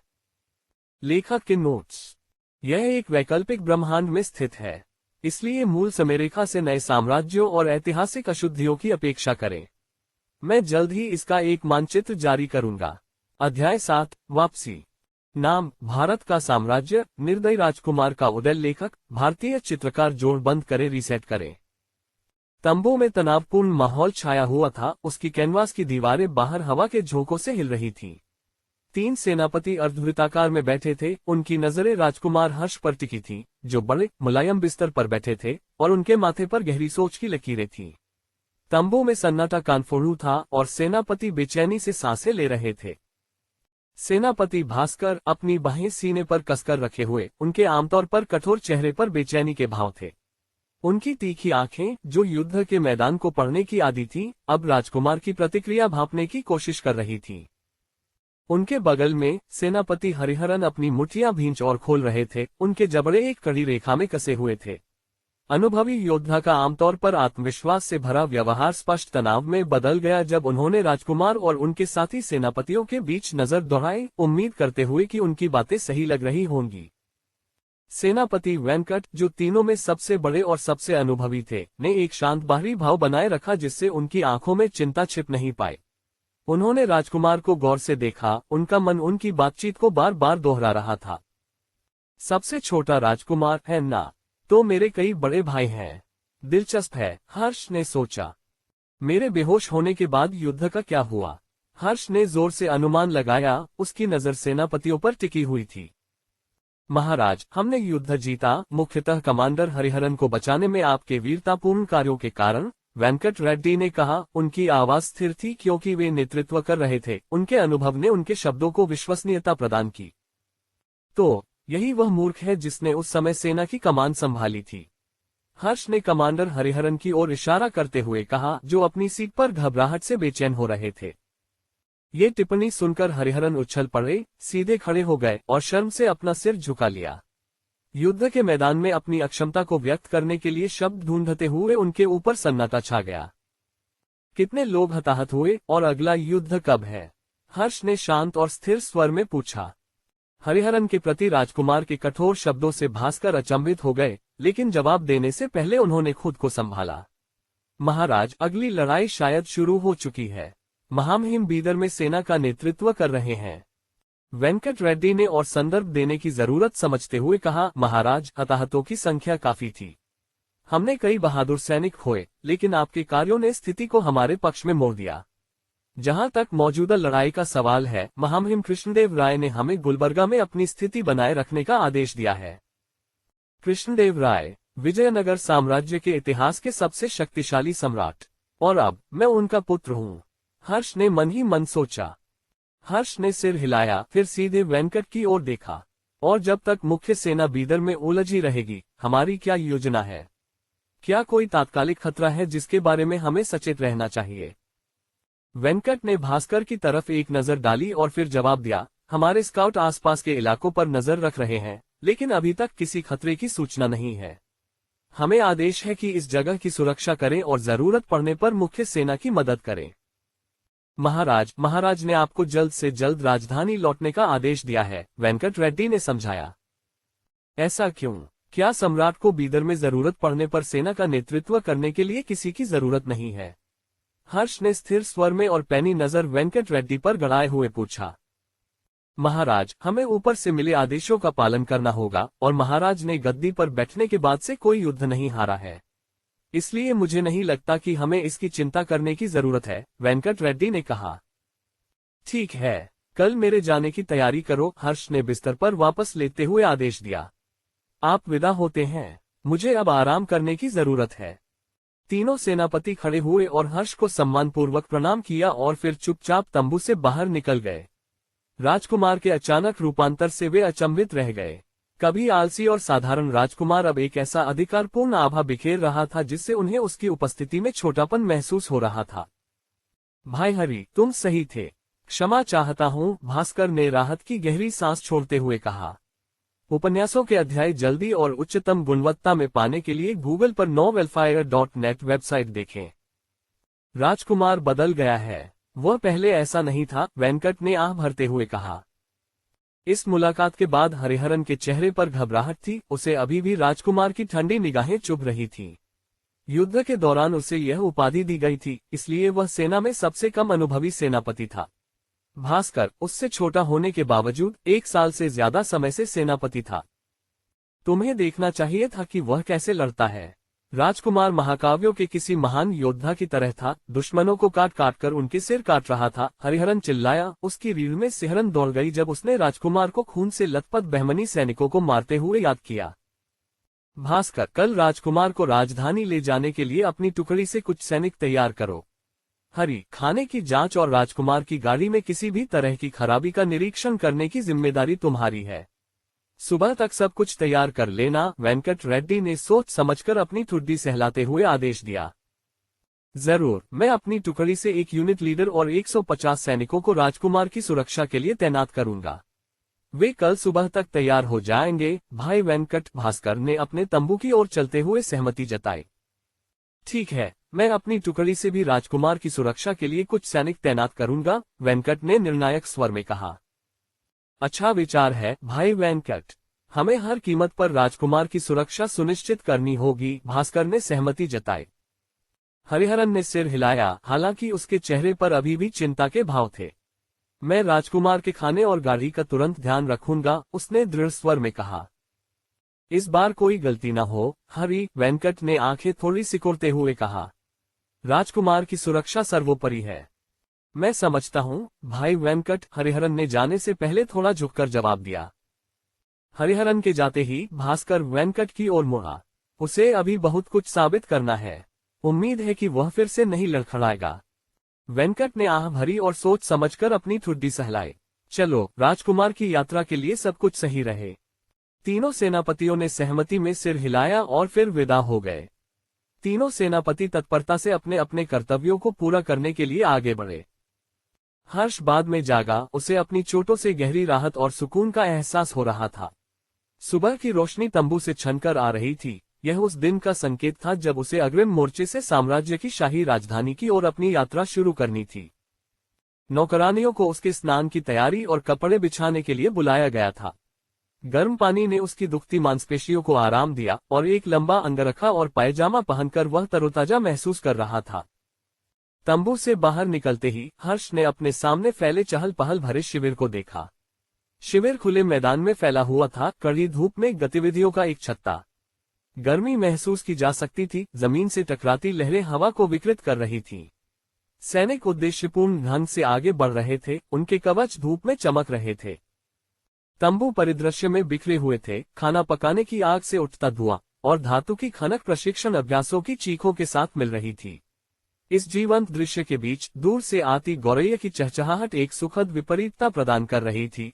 उनकी मधुर धुनें हलचल भरे शिविर में गूंज रही थीं। जैसे ही वह तंबू से बाहर निकला, सेनापति हरिहरन दौड़कर उसके पास आए और सलामी देते हुए कहा, महाराज, गाड़ियां और अनुरक्षक तैयार हैं।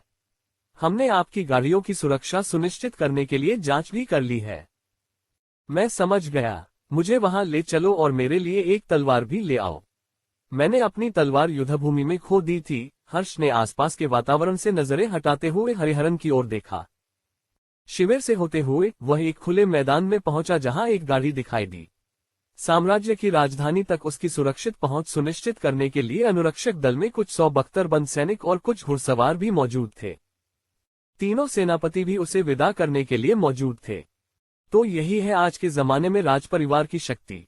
ये जानना बहुत दिलचस्प है, हर्ष ने गाड़ी की ओर जाते हुए सोचा। सेनापति हरिहरन हाथ में तलवार लेकर दौड़ते हुए आए और जल्दी से उसे सौंप दिया। महाराज, ये रही वह तलवार जिसकी आपने मांग की थी।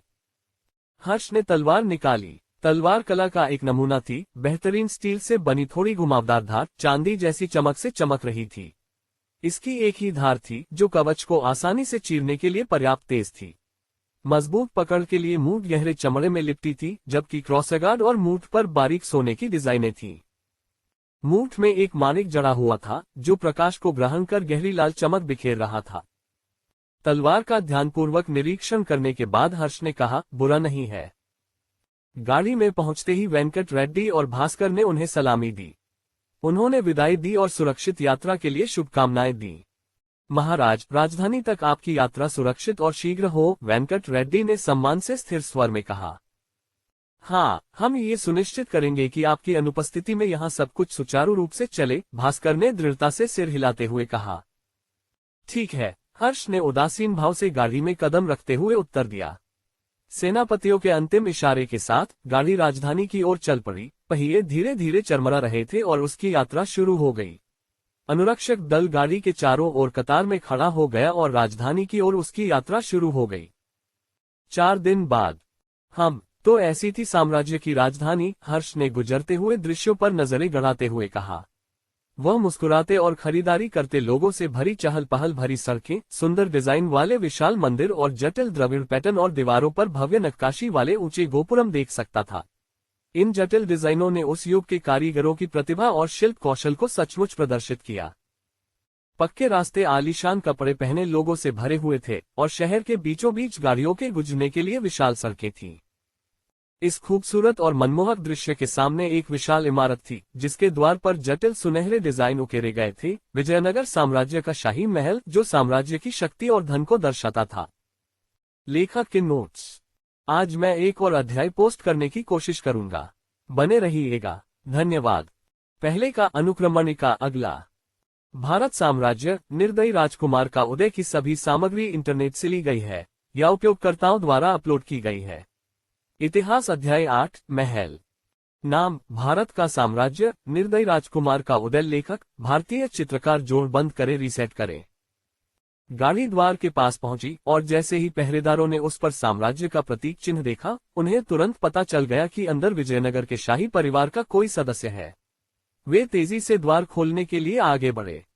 विशाल द्वार धीरे धीरे चरमराता हुआ खुला, जिससे गाड़ी के लिए एक सुंदर पक्की पत्थर की सड़क दिखाई दी। जैसे ही गाड़ी महल के प्रांगण में फैले एक सुंदर बगीचे से गुजरी, शहद की हल्की सी खुशबू हर्ष की नाक में चुभ गई। धूप बगीचे को नहला रही थी, जिससे फूल ओस की बूंदों से चमक रहे थे और गौरैया की मधुर चहचहाहट हवा में गूंज रही थी। हर्ष ने शांत और मनोरम दृश्य का आनंद लिया, अपनी यात्रा के बीच एक पल की शांति का अनुभव किया। हर्ष ने देखा कि बगीचे की कितनी अच्छी देखभाल की गई थी और उसमें तरह तरह के फूल लगे थे जो महल की बनावट के अनुरूप थे और शांति का एहसास दिला रहे थे। जैसे जैसे गाड़ी धीरे धीरे महल परिसर की ओर बढ़ रही थी, उसकी आंखें दृश्यावली से मंत्रमुग्ध हो गईं। अंततः गाड़ी रुकी और महल के एक सेवक ने दरवाजा खोला। 4 दिनों की यात्रा के बाद वे अंततः महल में आराम से विश्राम कर पाए और कमर पर तलवार लटकाए हुए गाड़ी से बाहर निकलकर साम्राज्य के प्रतीक चिन्ह से सजे एक सुनहरे द्वार के सामने खड़े हो गए। द्वार चरमराते हुए एक विशाल आलीशान हॉल में खुला, जिसमें कई विशाल स्तंभ थे जिन पर जटिल पत्थर की नक्काशी की गई थी और हॉल की दीवारों पर भारतीय महाकाव्यों के चित्र टंगे हुए थे। हर्ष को महल में एक पुरुष सेवक मार्गदर्शन दे रहा था, जो आश्चर्यजनक रूप से इस जगह से उसकी अपरिचितता से वाकिफ था। सेवक ने बिना एक शब्द भी बोले या बातचीत शुरू करने की कोशिश किए धीरे से उसका मार्गदर्शन किया। यह आदमी तो बहुत कुछ झेल चुका है। हा, ये निशान भी ज्यादा पुराना नहीं लगता, हर्ष ने सोचा। सेवक पारंपरिक भारतीय परिधान पहने एक युवा किशोर था। उसके चेहरे पर यौवन के निशान थे और चेहरे पर बाल उगे हुए थे। सबसे प्रमुख विशेषता एक स्पष्ट निशान था जो उसकी आंख से होते हुए उसके गाल तक फैला हुआ था, जिससे उसका रूप विशिष्ट और कठोर हो गया था। महल इतना भव्य है, फिर भी आधी आबादी गरीबी में जी रही है और साम्राज्य में सड़कें लगभग न के बराबर हैं। क्या बकवास है, हर्ष ने सोचा। दालान से गुजरते हुए उसे खिड़कियों से आती हल्की हवा और झनकार की मधुर ध्वनि का एहसास हो रहा था। हवा में खिले फूलों की मीठी खुशबू थी जो सुकून भरे माहौल को और भी सुकून दे रही थी। हर्ष ने एकांत जिज्ञासा से चारों ओर देखा। उसने रंगीन कांच से छनकर आती धूप को दालान के फर्श पर आकृतियां बनाते हुए देखा, लेकिन उसे कोई आश्चर्य नहीं हुआ। इतने भव्य महल में पहली बार आने के बावजूद वह उदासीन रहा। भव्य संरचनाएं उसके सामने खड़ी थीं, फिर भी उनमें कोई भावना नहीं जागी। ये बस एक और जगह थी, उसकी यात्रा का एक और पल। जिसने भी इसे डिजाइन किया होगा वो जरूर एक प्रतिभाशाली वास्तुकार होगा और इसे बनाने वाले लोग भी उतने ही कुशल होंगे। हर्ष ने उन कारीगरों पर टिप्पणी करते हुए सोचा जिन्होंने सुंदर पत्थर के खंभों को तराशकर महल के आलीशान आंतरिक डिजाइन तैयार किए थे। अरे, तुम्हारा नाम क्या है? हर्ष ने अपने मार्गदर्शन कर रहे पुरुष सेवक से पूछा। अचानक सन्नाटा टूटते ही चौंककर सेवक ने जल्दी से खुद को संभाला। महाराज, मेरा नाम प्रवीण है। मैं महल के प्रबंधन में कुछ कामों में विनम्रतापूर्वक मदद करता हूँ, उसने उत्तर दिया। हर्ष ने प्रवीण की ओर देखते हुए सिर हिलाया। प्रवीण, तुम यहाँ कब से काम कर रहे हो? लगभग 3 साल से, महाराज, प्रवीण ने उत्तर दिया। इतने प्रतिष्ठित स्थान पर सेवा करना सम्मान की बात है। 3 साल, है ना? हर्ष ने सोचा। तुम्हें इस महल को अंदर बाहर से तो जानना ही होगा। राजकुमार के व्यवहार में आए बदलाव से प्रवीण को कोई आश्चर्य नहीं हुआ। इससे पहले प्रवीण अपने पिता, सम्राट के रसोई और एक दूत के बीच हो रही बातचीत को चुपके से सुन चुका था। इससे उसे पता चला कि गुलबर्गा में बहमनी के खिलाफ युद्ध में लगी चोट के कारण राजकुमार अपनी याददाश्त खो बैठा था। कुछ महीने पहले ही वह राजकुमार का रसोइया था और अब राजकुमार उससे उसका नाम पूछ रहा था। इससे उसकी उस बात की पुष्टि हुई जो उसने चुपके से सुनते हुए सुनी थी कि युद्ध में लगी चोट के कारण राजकुमार अपनी याददाश्त खो बैठा था। हर्ष ने सोचा, खैर, महल की बनावट जानना अच्छा है। यह एक विशाल जगह है। रास्तों और इमारतों को जानना मेरे लिए फायदेमंद हो सकता है। हर्ष ने उदासीनता से प्रवीण की ओर देखा और कहा, मैं महल का चक्कर लगाना चाहता हूँ। क्या आप मुझे मार्गदर्शन दे सकते हैं या किसी सेवक को नियुक्त कर सकते हैं जो मुझे महल परिसर के सभी स्थान दिखा सके? जी हाँ, महाराज, आपको महल का चक्कर लगाना मेरे लिए सम्मान की बात होगी, प्रवीण ने गरिमापूर्ण स्वर में उत्तर दिया। जैसे ही वे विशाल दालान से गुजरते रहे, प्रवीण ने उसे महल की संरचना के बारे में जानकारी देना शुरू किया। हर्ष बिना किसी रुचि या प्रतिक्रिया के जानकारी को ध्यान से सुनता रहा। महल 4 बड़े परिसरों में बटा है, प्रवीण ने चलते हुए बताया। पूर्व में सेवक परिसर है जहां सभी दासियां, रसोइया और महल के रक्षक रहते हैं। पश्चिमी परिसर अतिथि गृह है जो विदेशी दूतों और आने वाले कुलीनों के लिए आरक्षित है। दक्षिण में राजपरिवार के कक्ष हैं जहां रखरखाव और सफाई के लिए केवल चुनिंदा सेवकों को ही प्रवेश की अनुमति है। अंत में उत्तरी परिसर है जहां साम्राज्य के मुद्दों और जनहित के मामलों पर कार्यक्रम और बैठकें आयोजित की जाती हैं। दिलचस्प है, मुझे इन चारों परिसरों में घुमाओ, हर्ष धीमी आवाज में बोला। अपने ठंडे व्यवहार के बावजूद हर्ष महल की संरचनात्मक रूपरेखा और इसके संचालन के लिए आवश्यक सभी लोगों को समायोजित करने के लिए परिसर के विभाजन से बहुत प्रभावित हुए। जी हाँ महाराज, हम पहले पूर्वी परिसर जाएंगे, प्रवीण गंभीरता से उत्तर देता है और उसे मार्गदर्शन देना शुरू करता है। पूर्वी परिसर एक विशाल अपार्टमेंट शैली की इमारत थी जिसमें महल के कर्मचारियों, रसोइयों और महल के संचालन के लिए आवश्यक सुरक्षाकर्मियों के रहने के लिए अनगिनत कमरे थे। इस इमारत का रखरखाव बहुत बारीकी से किया गया था। इसकी प्राचीन दीवारें और व्यवस्थित रास्ते देखभाल और ध्यान की भावना को दर्शाते थे। हर्ष ने एक शांत कोने में एक छोटा, अच्छी तरह से सुसज्जित पुस्तकालय देखा, जो ज्ञान चाहने वालों के लिए एक शांतिपूर्ण विश्राम स्थल था। पास ही एक छोटा सा मैदान मनोरंजन गतिविधियों के लिए बनाया गया था, जहां कर्मचारियों को अपने काम के बाद आराम करने और खेलकूद या अन्य अवकाश गतिविधियों में शामिल होने के लिए जगह मिलती थी। स्वच्छ वातावरण और विचारशील सुविधाएं उन लोगों की भलाई के प्रति समर्पण को दर्शाती थीं जो महल को सुचारू रूप से चलाते थे। मैंने कभी नहीं सोचा था कि कोई मध्ययुगीन साम्राज्य कर्मचारियों की भलाई के लिए इस तरह का दृष्टिकोण अपनाएगा, उसने मन ही मन सोचा। जैसे ही वे पश्चिमी परिसर की ओर बढ़े, एक बड़ा खुला मैदान दिखाई दिया। वहां लकड़ी के हथियार और प्रशिक्षण डमी रखे हुए थे, साथ ही तीरंदाजों के लिए निशानों से सुसज्जित एक तीरंदाजी रेंज भी थी। मैदान विशाल था, जहां उपकरणों की करीने से सजी पंक्तियां अनुशासित दिनचर्या और प्रशिक्षण सत्रों की याद दिलाती थीं। महाराज, महल के सैनिक केवल सुबह और शाम को ही प्रशिक्षण लेते हैं, प्रवीण ने चुप्पी तोड़ते हुए कहा। इसीलिए प्रशिक्षण मैदान अभी खाली है। हर्ष ने उस क्षेत्र को बारीकी से देखा। प्रशिक्षण डमी युद्ध के लिए तैयार खड़े थे, उनकी सतह बार बार इस्तेमाल से घिस गई थी। लकड़ी की तलवारें और भाले करीने से पंक्तिबद्ध थे और तीरंदाजी रेंज में अलग अलग दूरी पर निशाने लगे थे, हर एक पर लगातार अभ्यास के निशान दिख रहे थे। बहुत बढ़िया सेटअप, हर्ष ने उदासीनता से कहा। उसकी नजर मैदान पर फिर गई और फिर उसने प्रवीण की ओर ध्यान दिया, उसे भ्रमण जारी रखने का संकेत दिया। जैसे ही वे पश्चिमी परिसर के पास पहुंचे, एक पक्का पत्थर का रास्ता एक छोटे, जटिल रूप से डिजाइन किए गए आंतरिक बगीचे से होकर जाता था। प्रवेश द्वार पर दो सुंदर पत्थर के फव्वारे लगे थे, जिनकी पानी की कोमल धाराएं आसपास के वातावरण में एक सुकून भरा माहौल बना रही थीं। ये परिसर स्वयं एक प्राचीन भारतीय शैली की इमारत थी, जो चारों तरफ गुंबदनुमा संरचनाओं से युक्त थी। इमारत के ऊपर तैनात पहरेदार सतर्कता से निगरानी रखते थे। पश्चिमी परिसर में महल के कुछ सबसे भव्य कमरे हैं, महाराज, प्रवीण ने उस भव्य इमारत की ओर इशारा करते हुए बताया। हर्ष ने सिर हिलाया, उसकी नजर इमारत की भव्यता पर पड़ी। ये काफी प्रभावशाली है, उसने टिप्पणी की।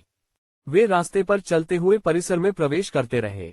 अंदर के कमरे वाकई विशाल थे, हर एक कमरे में आलीशान चीजें और उच्च गुणवत्ता वाला फर्नीचर सजा हुआ था। फिर उसे महल के दक्षिणी छोर पर स्थित शाही परिसर में ले जाया गया। शाही परिसर अपने आप में एक अद्भुत इमारत थी, 20 भव्य कमरों वाली एक विशाल इमारत, जो पश्चिमी परिसर के कमरों से कहीं बढ़कर थी। भीतरी दीवारों पर पत्थरों पर की गई शानदार नक्काशी जटिल कलात्मकता का प्रदर्शन कर रही थी। कमरे अविश्वसनीय रूप से आलीशान थे, जिनमें उच्च गुणवत्ता वाले कालीन और रेशम से सजे मुलायम बिस्तर थे। मुझे शायद महारानी को रिपोर्ट करना चाहिए। सेनापति वेंकट ने मुझे महल पहुंचते ही उन्हें रिपोर्ट करने का निर्देश दिया था। हर्ष ने गलियारों में पत्थर की नक्काशी पर नजर डालते हुए सोचा। हर्ष की नजर शाही परिसर का निरीक्षण करने से हटकर प्रवीण पर गई। क्या आप जानते हैं कि महारानी इस समय कहाँ है? उसने पूछा। अगर जानते हैं तो मुझे उनके पास ले चलो। प्रवीण ने थोड़ा झुककर उत्तर दिया, हाँ महाराज। महारानी उत्तरी परिसर के अध्ययन कक्ष में महल के काम निपटा रही होंगी। मैं आपको तुरंत वहां ले चलता हूँ। हर्ष ने रूखेपन से सिर हिलाया। मार्गदर्शन करो, उसने आदेश दिया, उसका स्वर ठंडा और अधिकारपूर्ण था। प्रवीण ये जानते हुए भी कि राजकुमार अपनी स्मरण शक्ति खो चुका है, अचंभित था, क्योंकि उसे राजकुमार और महारानी के बीच तनावपूर्ण संबंधों के बारे में पता था। वर्तमान महारानी सबसे छोटे राजकुमार की सौतेली मां थी और 5 साल पहले एक लाइलाज बीमारी से उनकी मां के निधन के बाद से उनके बीच बनती नहीं थी। उपन्यासों के अध्याय जल्दी और उच्चतम गुणवत्ता में प्राप्त करने के लिए गूगल पर नोवेल फायर NAT वेबसाइट देखें। हर्ष की मां वर्तमान सम्राट की उपपत्नी थी, जबकि महारानी उनके अधिक प्रतिभाशाली सौतेले भाई और सबसे बड़ी सौतेली बहन की मां थी। उनकी मां की मृत्यु के बाद हर्ष और राजपरिवार के बीच संबंध उनकी उपेक्षा के कारण बिगड़ गए। हर्ष ने सिर हिलाया और प्रवीण उन्हें उत्तरी परिसर की ओर ले जाने लगा। अचानक एक नौकर दौड़ता हुआ प्रवीण के पास आया और उसके कान में कुछ फुसफुसाया।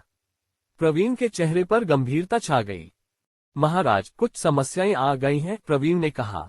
मैं आपको महारानी के कक्ष तक ले जाने के लिए एक और नौकर नियुक्त करूंगा और मुझे इस मामले को निपटाने के लिए विदा लेनी होगी। उसने जल्दी से पास खड़ी एक नौकरानी को इशारा किया। कृपया महामहिम को महारानी के अध्ययन कक्ष तक ले चलो, उसने तेजी से जाने से पहले उसे निर्देश दिया। हर्ष उसे जाते हुए देख रहा था, उसके मन में विचार चल रहे थे। मुझे आश्चर्य है कि ऐसा क्या हुआ कि वह इतनी जल्दी चले गए, उसने मन ही मन सोचा। नौकरानी पास आए और आदरपूर्वक झुकी। महामहिम कृपया मेरे पीछे आइए, उसने धीरे से कहा और हर्ष को महारानी के अध्ययन कक्ष की ओर ले गई। उत्तरी परिसर शाही परिसर के विपरीत बहुत ज्यादा आलीशान नहीं था, लेकिन उसमें से अधिकार का भाव झलक रहा था। किताबों की मिट्टी जैसी खुशबू हॉल में फैल रही थी। उसकी आंखों के कोने में हर्षा को लोगों से भरे विभिन्न कमरे दिखाई दे रहे थे और बातचीत की धीमी धीमी आवाजें सुनाई दे रही थीं। चलते चलते हर्ष का मन महल और उसकी गुप्त गतिशीलता के विचारों में मग्न था। गलियारे शांत थे और महारानी के कक्ष की ओर बढ़ते हुए उनके कदमों की धीमी आहट ही सुनाई दे रही थी। दासी उसे उत्तरी परिसर की पहली मंजिल पर स्थित महारानी के अध्ययन कक्ष में ले गई। जैसे ही वे पास पहुंचे, हर्ष ने देखा कि दो पूरी तरह से कवचधारी पहरेदार दरवाजे पर खड़े थे। दासी ने थोड़ा झुककर जल्दी से उसे अध्ययन कक्ष के सामने अकेला छोड़कर चली गई। पहरेदारों ने उसकी उपस्थिति पहचान ली और धीरे से उसके लिए दरवाजा खोल दिया। पहले का अनुक्रमणिका अगला। अध्याय 9 महारानी। नाम भारत का साम्राज्य, निर्दयी राजकुमार का उदय। लेखक भारतीय चित्रकार। जोड़ बंद करे, रीसेट करे। इस बीच कुछ क्षण पहले महारानी के अध्ययन कक्ष में बगीचे में ये शोरगुल क्यों हो रहा है, महारानी ने बटलर से पूछा, जो सम्राट की अनुपस्थिति में साम्राज्य के दैनिक प्रशासनिक कार्यों में उनकी मदद कर रहा था। बटलर ने बताया, महाराज, सबसे छोटा राजकुमार जनरल वेंकट के नेतृत्व में गुलबर्गा बेस कैंप से घर लौट आया है। वह एक घिसा पिटा चेहरा लिए हुए था, उसके बाल बर्फ जैसे सफेद और आंखें धुंधली थीं। उसके चेहरे पर वर्षों की सेवा के निशान थे और उसकी झुकी हुई मुद्रा उसके कर्तव्यों के भार को दर्शा रही थी। अपनी टेढ़ी उंगलियों से एक छोटी सी किताब पकड़े हुए उसने गंभीर भाव से कहा, हमें शाही डॉक्टर के शिष्य आदित्य से भी एक रिपोर्ट मिली है। ऐसा लगता है कि सिर में चोट लगने के बाद राजकुमार अपनी याददाश्त खो बैठा है। महारानी ने आह भरी, वह बच्चा हमेशा किसी न किसी मुसीबत में फंसा रहता है। उनकी चिंतित अभिव्यक्ति तनावपूर्ण संबंधों को उजागर कर रही थी। पिछले 5 सालों से राजकुमार की मां के निधन के बाद से राजकुमार और बाकी शाही परिवार के बीच के रिश्ते में कोई सुधार नहीं आया था। राजकुमार यहां आ रहे हैं, महाराज, बटलर ने सूचना दी। बहुत अच्छा, मुझे उन्हें बुलाने की जरूरत ही नहीं पड़ी, महारानी ने निराशा और थोड़ी कड़वाहट के साथ आह भरी। उन्हें अपने पुराने रिश्ते की याद आई, जो कभी उम्मीदों से भरे थे और अब गलतफहमियों से ग्रस्त हो गए हैं। क्या आपको लगता है कि उन्होंने सचमुच अपनी याददाश्त खो दी है? उन्होंने बटलर की ओर देखते हुए अपनी आंखें सिकोड़ते हुए पूछा। ऐसा ही लगता है, महाराज, उसने धीरे से उत्तर दिया। आदित्य की रिपोर्ट काफी विस्तृत थी। महारानी ने सिर हिलाया, उनके मन में परस्पर विरोधी भावनाएं उमड़ रही थीं। देखते हैं कि वह क्या कहते हैं। आखिरकार उन्होंने अपनी सीट पर सीधी होकर राजकुमार का सामना करने की तैयारी करते हुए कहा। वर्तमान।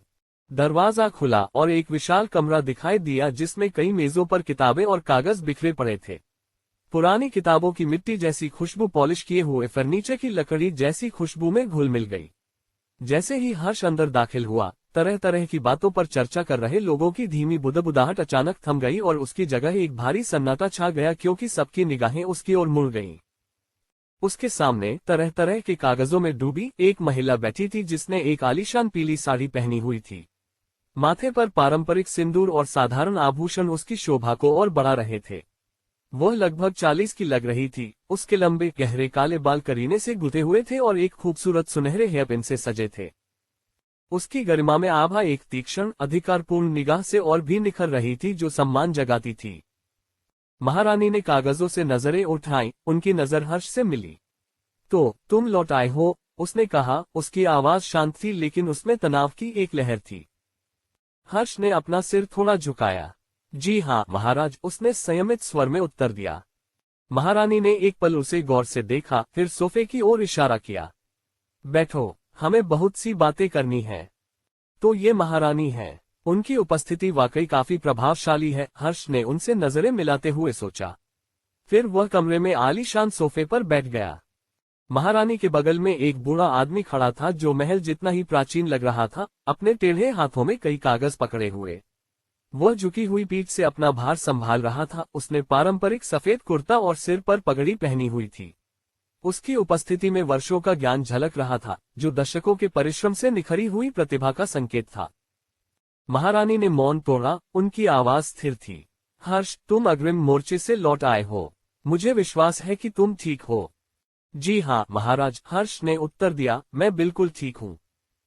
उसने सिर हिलाया, उसकी नजरें उसकी नजरों से हटी ही नहीं। मैंने तुम्हारी चोट के बारे में सुना है। डॉक्टर की रिपोर्ट चिंताजनक थी। उसके चेहरे पर कोई बदलाव नहीं आया। मैं संभाल रहा हूँ महाराज। महारानी ने धीरे से आह भरी, उनके चेहरे पर चिंता साफ झलक रही थी। क्या तुम्हारी कोई यादें बची हैं? क्या अब सब कुछ खाली है? क्या मुझे इस बिना याद वाली स्थिति में ही रहना चाहिए या यूं ही अस्पष्ट रहना चाहिए? हर्ष ने महारानी को दिए अपने जवाब पर मन ही मन विचार किया। मुझे कुछ याद है, हर्ष ने शुरू किया, जैसे कि तुम मेरी मां नहीं हो। महारानी के चेहरे पर एक शांत भाव था, हालांकि उनकी आंखों में उदासी की झलक थी। हर्ष, तुम्हें पता है तुम्हारी मां का देहांत सालों पहले हो गया था। महारानी के व्यवहार और उनके व्यवहार से उसे पता चल गया था कि महारानी उसकी मां नहीं है। ऐसे बुनियादी पहलू रातों रात नहीं बदले जा सकते।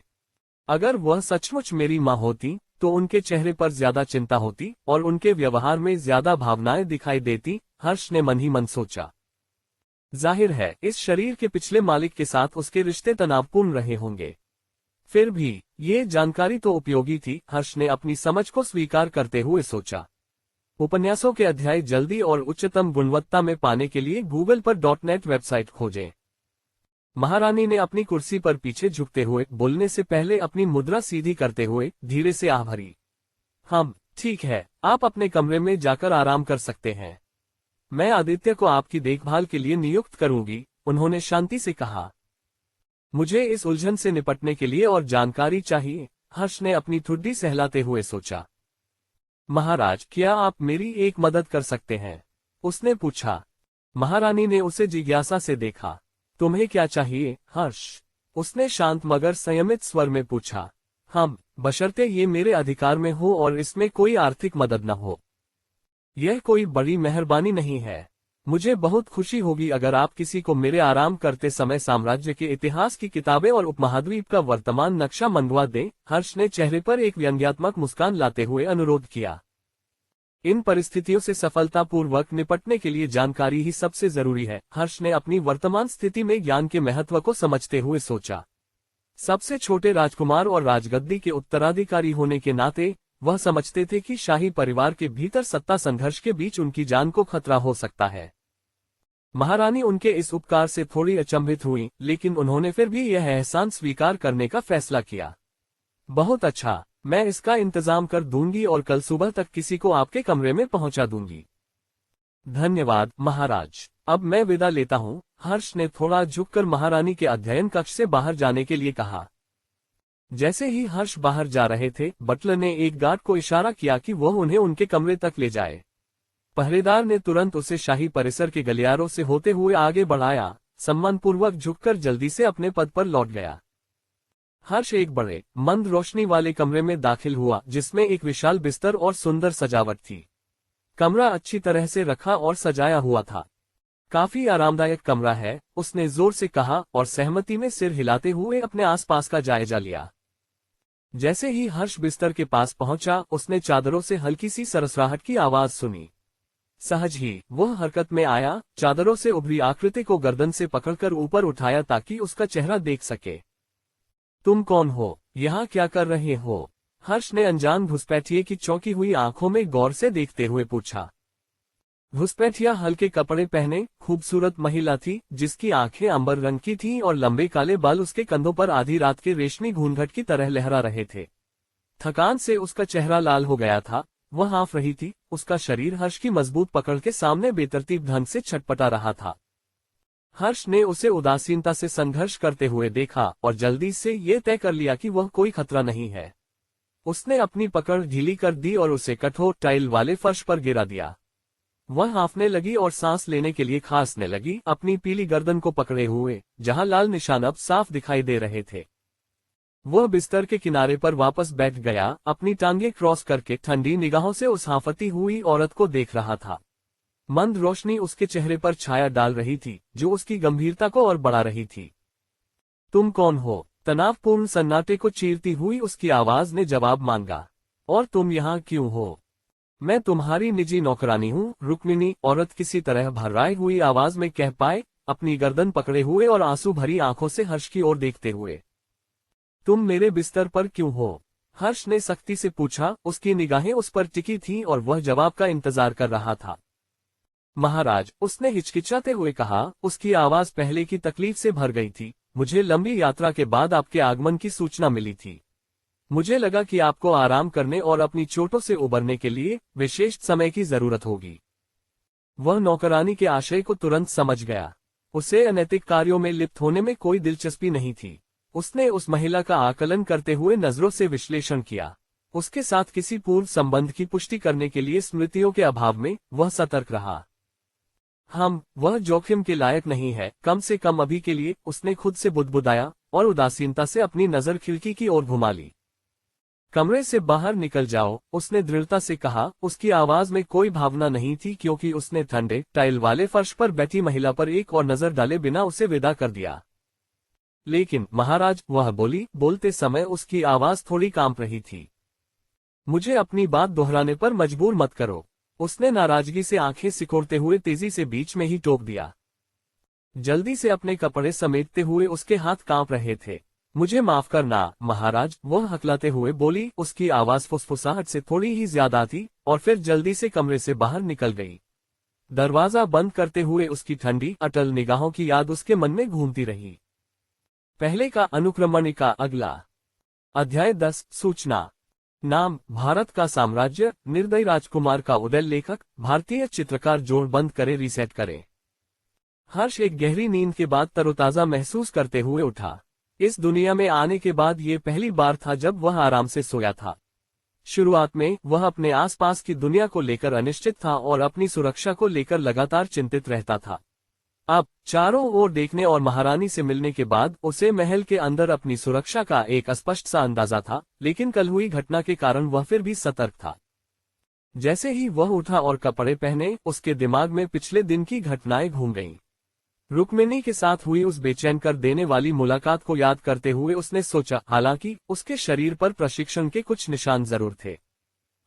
हो सकता है कि वह सिंहासन के लिए होड़ कर रहे किसी राजकुमार ने मुझ पर नजर रखने के लिए रखी हो।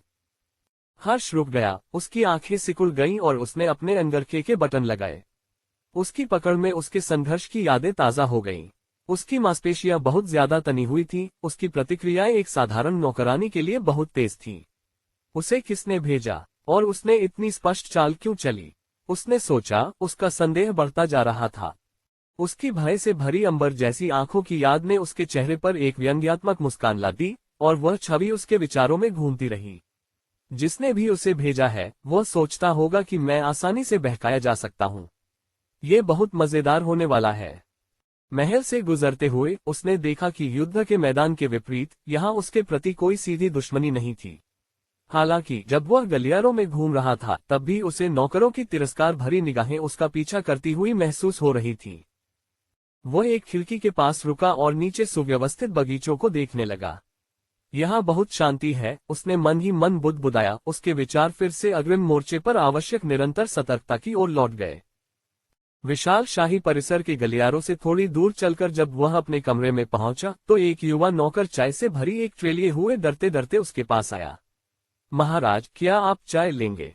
नौकरानी ने पूछा। उसकी आवाज थोड़ी कांप रही थी। हर्षा ने नौकरानी की ओर देखा, उसकी घबराहट को भांपते हुए। ओह हाँ, मुझे पता है, उसने कप लेते हुए कहा।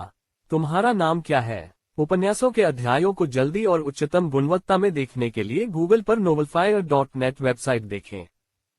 नौकर एक पल के लिए झिझका, फिर बोला, मैं एल लता हूँ, महाराज। हर्ष ने चाय की चुस्की लेते हुए उसकी गर्माहट का आनंद लिया। बताओ लता, उसने सहज लेकिन गहरी गंभीरता के साथ कहा। यहाँ के लोग मेरे बारे में क्या सोचते हैं? लता की आंखें चौड़ी हो गईं, जाहिर तौर पर सवाल से वह अचंभित थी। खैर महाराज, मुझे यकीन नहीं है। लोग बातें करते हैं, लेकिन ये कहने का मेरा काम नहीं है, वह हकलाते हुए बोली। खुलकर बोलो, हर्ष ने जोर देकर कहा, उसकी निगाहें अटल थीं। मैं ईमानदारी को महत्व देता हूँ। लता ने जवाब देने से पहले गहरी सांस ली। कुछ नौकर सोचते हैं कि आप अलग हैं, महाराज। उन्हें याद है कि पहले हालात कैसे थे। हर्षा ने सोचते हुए सिर हिलाया। मैं समझ गया। तुम्हारी ईमानदारी के लिए शुक्रिया, लता। तुम जा सकती हो। लता के झुकने और जल्दी से चले जाने के बाद हर्ष आलीशान सोफे पर टेक लगाकर अपने अगले कदम के बारे में सोचने लगा। मुझे इस जगह को और बेहतर समझना होगा, उसने सोचा, और यह भी कि मैं किस पर पूरा भरोसा कर सकता हूँ। मुझे नहाकर तरोताजा होना है। मुझसे बहुत बुरी गंध आ रही है, हर्ष ने मन ही मन सोचा। राजधानी वापस लौटते हुए उसने 2 दिनों से नहाया नहीं था।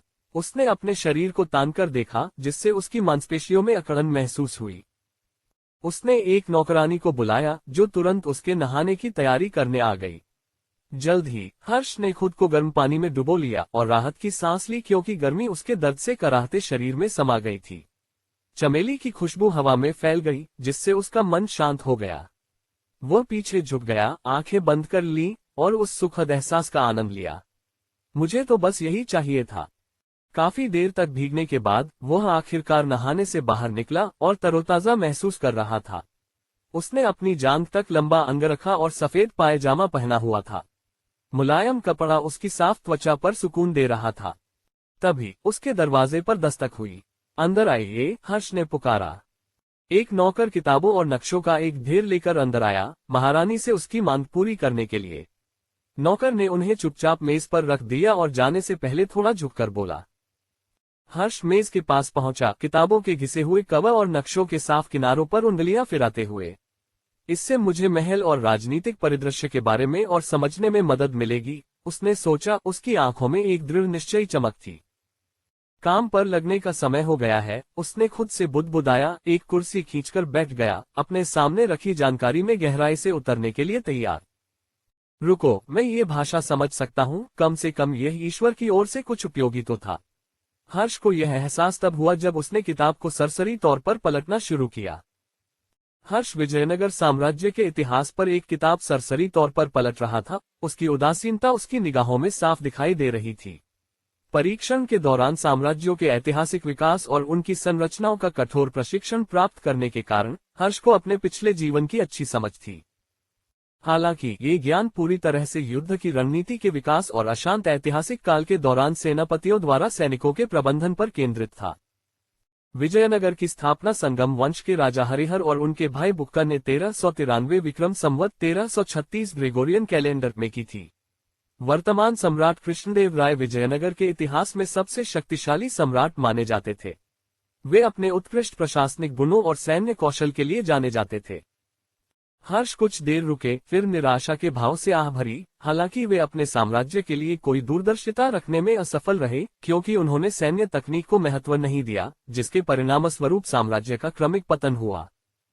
जैसे जैसे हर्ष पढ़ते गए, उन्होंने पुस्तक में कुछ अजीब बात देखी। हर पन्ना पलटने के साथ उसका संदेह बढ़ता गया। दिलचस्प है, उसने सोचा। क्या 13वीं सदी में यादव बिखर नहीं गए थे? वे आज भी एक छोटे से राज्य के रूप में क्यों जिंदा हैं? उसने एक और पन्ना पलटा, उसकी भौहें और भी सिकुड़ गईं। और बहमनी सल्तनत को एक बड़ी शक्ति माना जाता था, लेकिन यहाँ उसे एक छोटे से राज्य के रूप में दर्शाया गया है। इससे भी ज्यादा भ्रामक बात यह है कि यादव साम्राज्य के चारों ओर 2 अलग अलग सल्तनतों का अस्तित्व था, जिन्हें कुतुब सल्तनत और कासिम सल्तनत कहा जाता था। हर्ष पीछे झुक गया और सोच में पड़कर मेज पर उंगलियां थपथपाने लगा। यह मेरी जानकारी से मेल नहीं खाता। जरूर कुछ गड़बड़ है। उसने उस नौकर को बुलाया जो पहले चाय लेकर आया था। क्या तुम मेरे लिए हमारे इतिहास की एक और किताब ला सकते हो सके तो कुछ और पुरानी। नौकर ने झुककर जल्दी से कमरे से बाहर निकल गया। कुछ ही देर बाद एक धूल भरी चमड़े की जिल्द वाली किताब लेकर लौटा। हर्ष ने सिर हिलाकर उसे स्वीकार कर लिया और उत्सुकता से उसे खोला।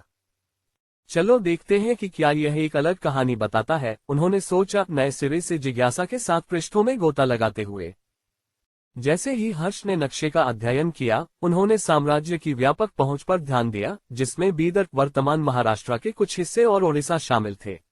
एक और आश्चर्यजनक विवरण ने उनका ध्यान खींचा। गोवा साम्राज्य का हिस्सा था, लेकिन श्रीलंका के कुछ हिस्से नहीं थे। कितना अजीब है, उन्होंने बुदबुदाया। गोवा में कोई पुर्तगाली प्रभाव नहीं, ये बहुत अजीब है। उन्होंने कृष्णदेवराय के शासनकाल पर ध्यान केंद्रित करते हुए साम्राज्य के इतिहास में गोता लगाया। उन्हें आश्चर्य हुआ कि पुस्तक में वर्तमान सम्राट द्वारा विभिन्न मोर्चों पर लड़े गए 7 युद्धों का विवरण दिया गया था। कृष्णदेवराय को एक गिरता हुआ विजयनगर साम्राज्य विरासत में मिला था। कृष्णदेवराय ने उनके खिलाफ 6 युद्ध लड़े, जिनमें से 5 में उन्हें जीत मिली। हर्ष ने मन ही मन बुदबुदाया। आखिरी युद्ध मेरे इस दुनिया में पुनर्जन्म लेते ही समाप्त हुआ। कृष्णदेवराय ने बहमनी सुल्तान का सिर कलम कर दिया और अपने शासनकाल की शुरुआत से विजयनगर साम्राज्य द्वारा नियंत्रित भूमि को लगभग 3 गुना बढ़ा दिया। वह अपनी कुर्सी पर पीछे झुक गया और इन रहस्योद्घाटनों की गंभीरता को आत्मसात करने लगा। जितना मैं जानता हूं, उसकी तुलना में ये जगह ऐतिहासिक अशुद्धियों से भरी है। लेकिन एक बात स्पष्ट है, कृष्णदेवराय एक अविश्वसनीय सेनापति थे। सम्राट ने अपने भाई अच्युत देवराय के विश्वासघात के कारण इसी बीच एक गृहयुद्ध भी लड़ा, और गृहयुद्ध के कारण कुलीनों के बड़े पैमाने पर सफाई के कारण साम्राज्य में कुलीनों की शक्ति कमजोर हो गई। साम्राज्य में तेजी से सुधार लाने के लिए इस कष्टप्रद कुलीन वर्ग को कमजोर करना हमेशा एक अच्छी बात होती है, हर्ष ने मुस्कुराते हुए सोचा। सम्राट ने कुलीन वर्ग के एक पूरे समूह का सफाया करके सही काम किया। मैं केवल फांसी के दौरान उनके हाव भाव की कल्पना ही कर सकता हूँ। उसने थोड़ा आराम करने का फैसला किया और किताब बंद कर दी। उसे इतिहास में इस तरह के बदलाव की थोड़ी बहुत उम्मीद थी, क्योंकि ईश्वर ने पहले ही संभावित वैकल्पिक इतिहास का जिक्र किया था। नक्शा बहुत अजीब था, इसलिए उसने थोड़ा आराम करने का फैसला किया और महल के बगीचे में टहलने चला गया। हर्ष शाही परिसर के हरे भरे बगीचे में टहलने का आनंद ले रहा था। हवा उसके घायल शरीर को शांत और सुकून दे रही थी, और फूलों की खुशबू और मिट्टी की खुशबू उसे बहुत सुकून दे रही थी।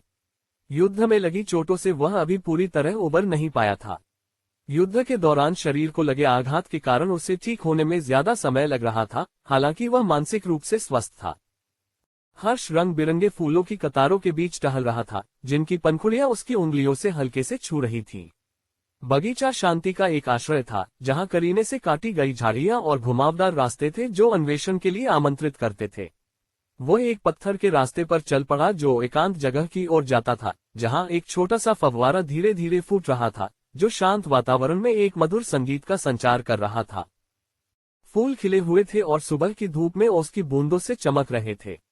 वह शांति से नजारे और हवा का आनंद लेने के लिए मुलायम घास पर बैठ गया। प्रवीण उसकी ओर दौड़ा, उसके चेहरे पर बेचैनी साफ झलक रही थी। फिसलकर रुकते हुए उसने गहरी सांस लेते हुए झुककर प्रणाम किया। महाराज, प्रवीण ने उखड़ती सांसों के बीच कहा, मेरे पास आपके लिए एक जरूरी संदेश है। सम्राट लौट आए हैं, महामहिम, प्रवीण ने बेचैनी से अपनी निगाहें फेरते हुए घोषणा की। आपको सम्राट ने स्वयं उत्तरी परिसर में बुलाया है। वह कुछ देर रुका, फिर बोला, वह चाहता है कि आप जल्द से जल्द शाही दरबार में उसके पास आएं। हर्ष ने हल्की चिढ़ में जीभ चटकाए और कहा, ठीक है, चलो तुरंत चलते हैं। बस मुझे अपना चोगा लेने दो। उसने एक नौकरानी को दराज से अपना चोगा निकालने का आदेश दिया और जल्दी से उसे पहन लिया। उसे ठीक करते हुए उसने मन ही मन सोचा, खैर, मुझे देर सवेर सम्राट से मिलना ही था। जितनी जल्दी उतना अच्छा। प्रवीण ने उनके मूड को भांपते हुए कुछ झिझकते हुए कहा, महाराज, जल्दी आना जरूरी है। सम्राट इंतजार कर रहे हैं। उसने रूखेपन से सिर हिलाया, अपना चोगा ठीक किया और आदेश दिया, आगे बढ़ो।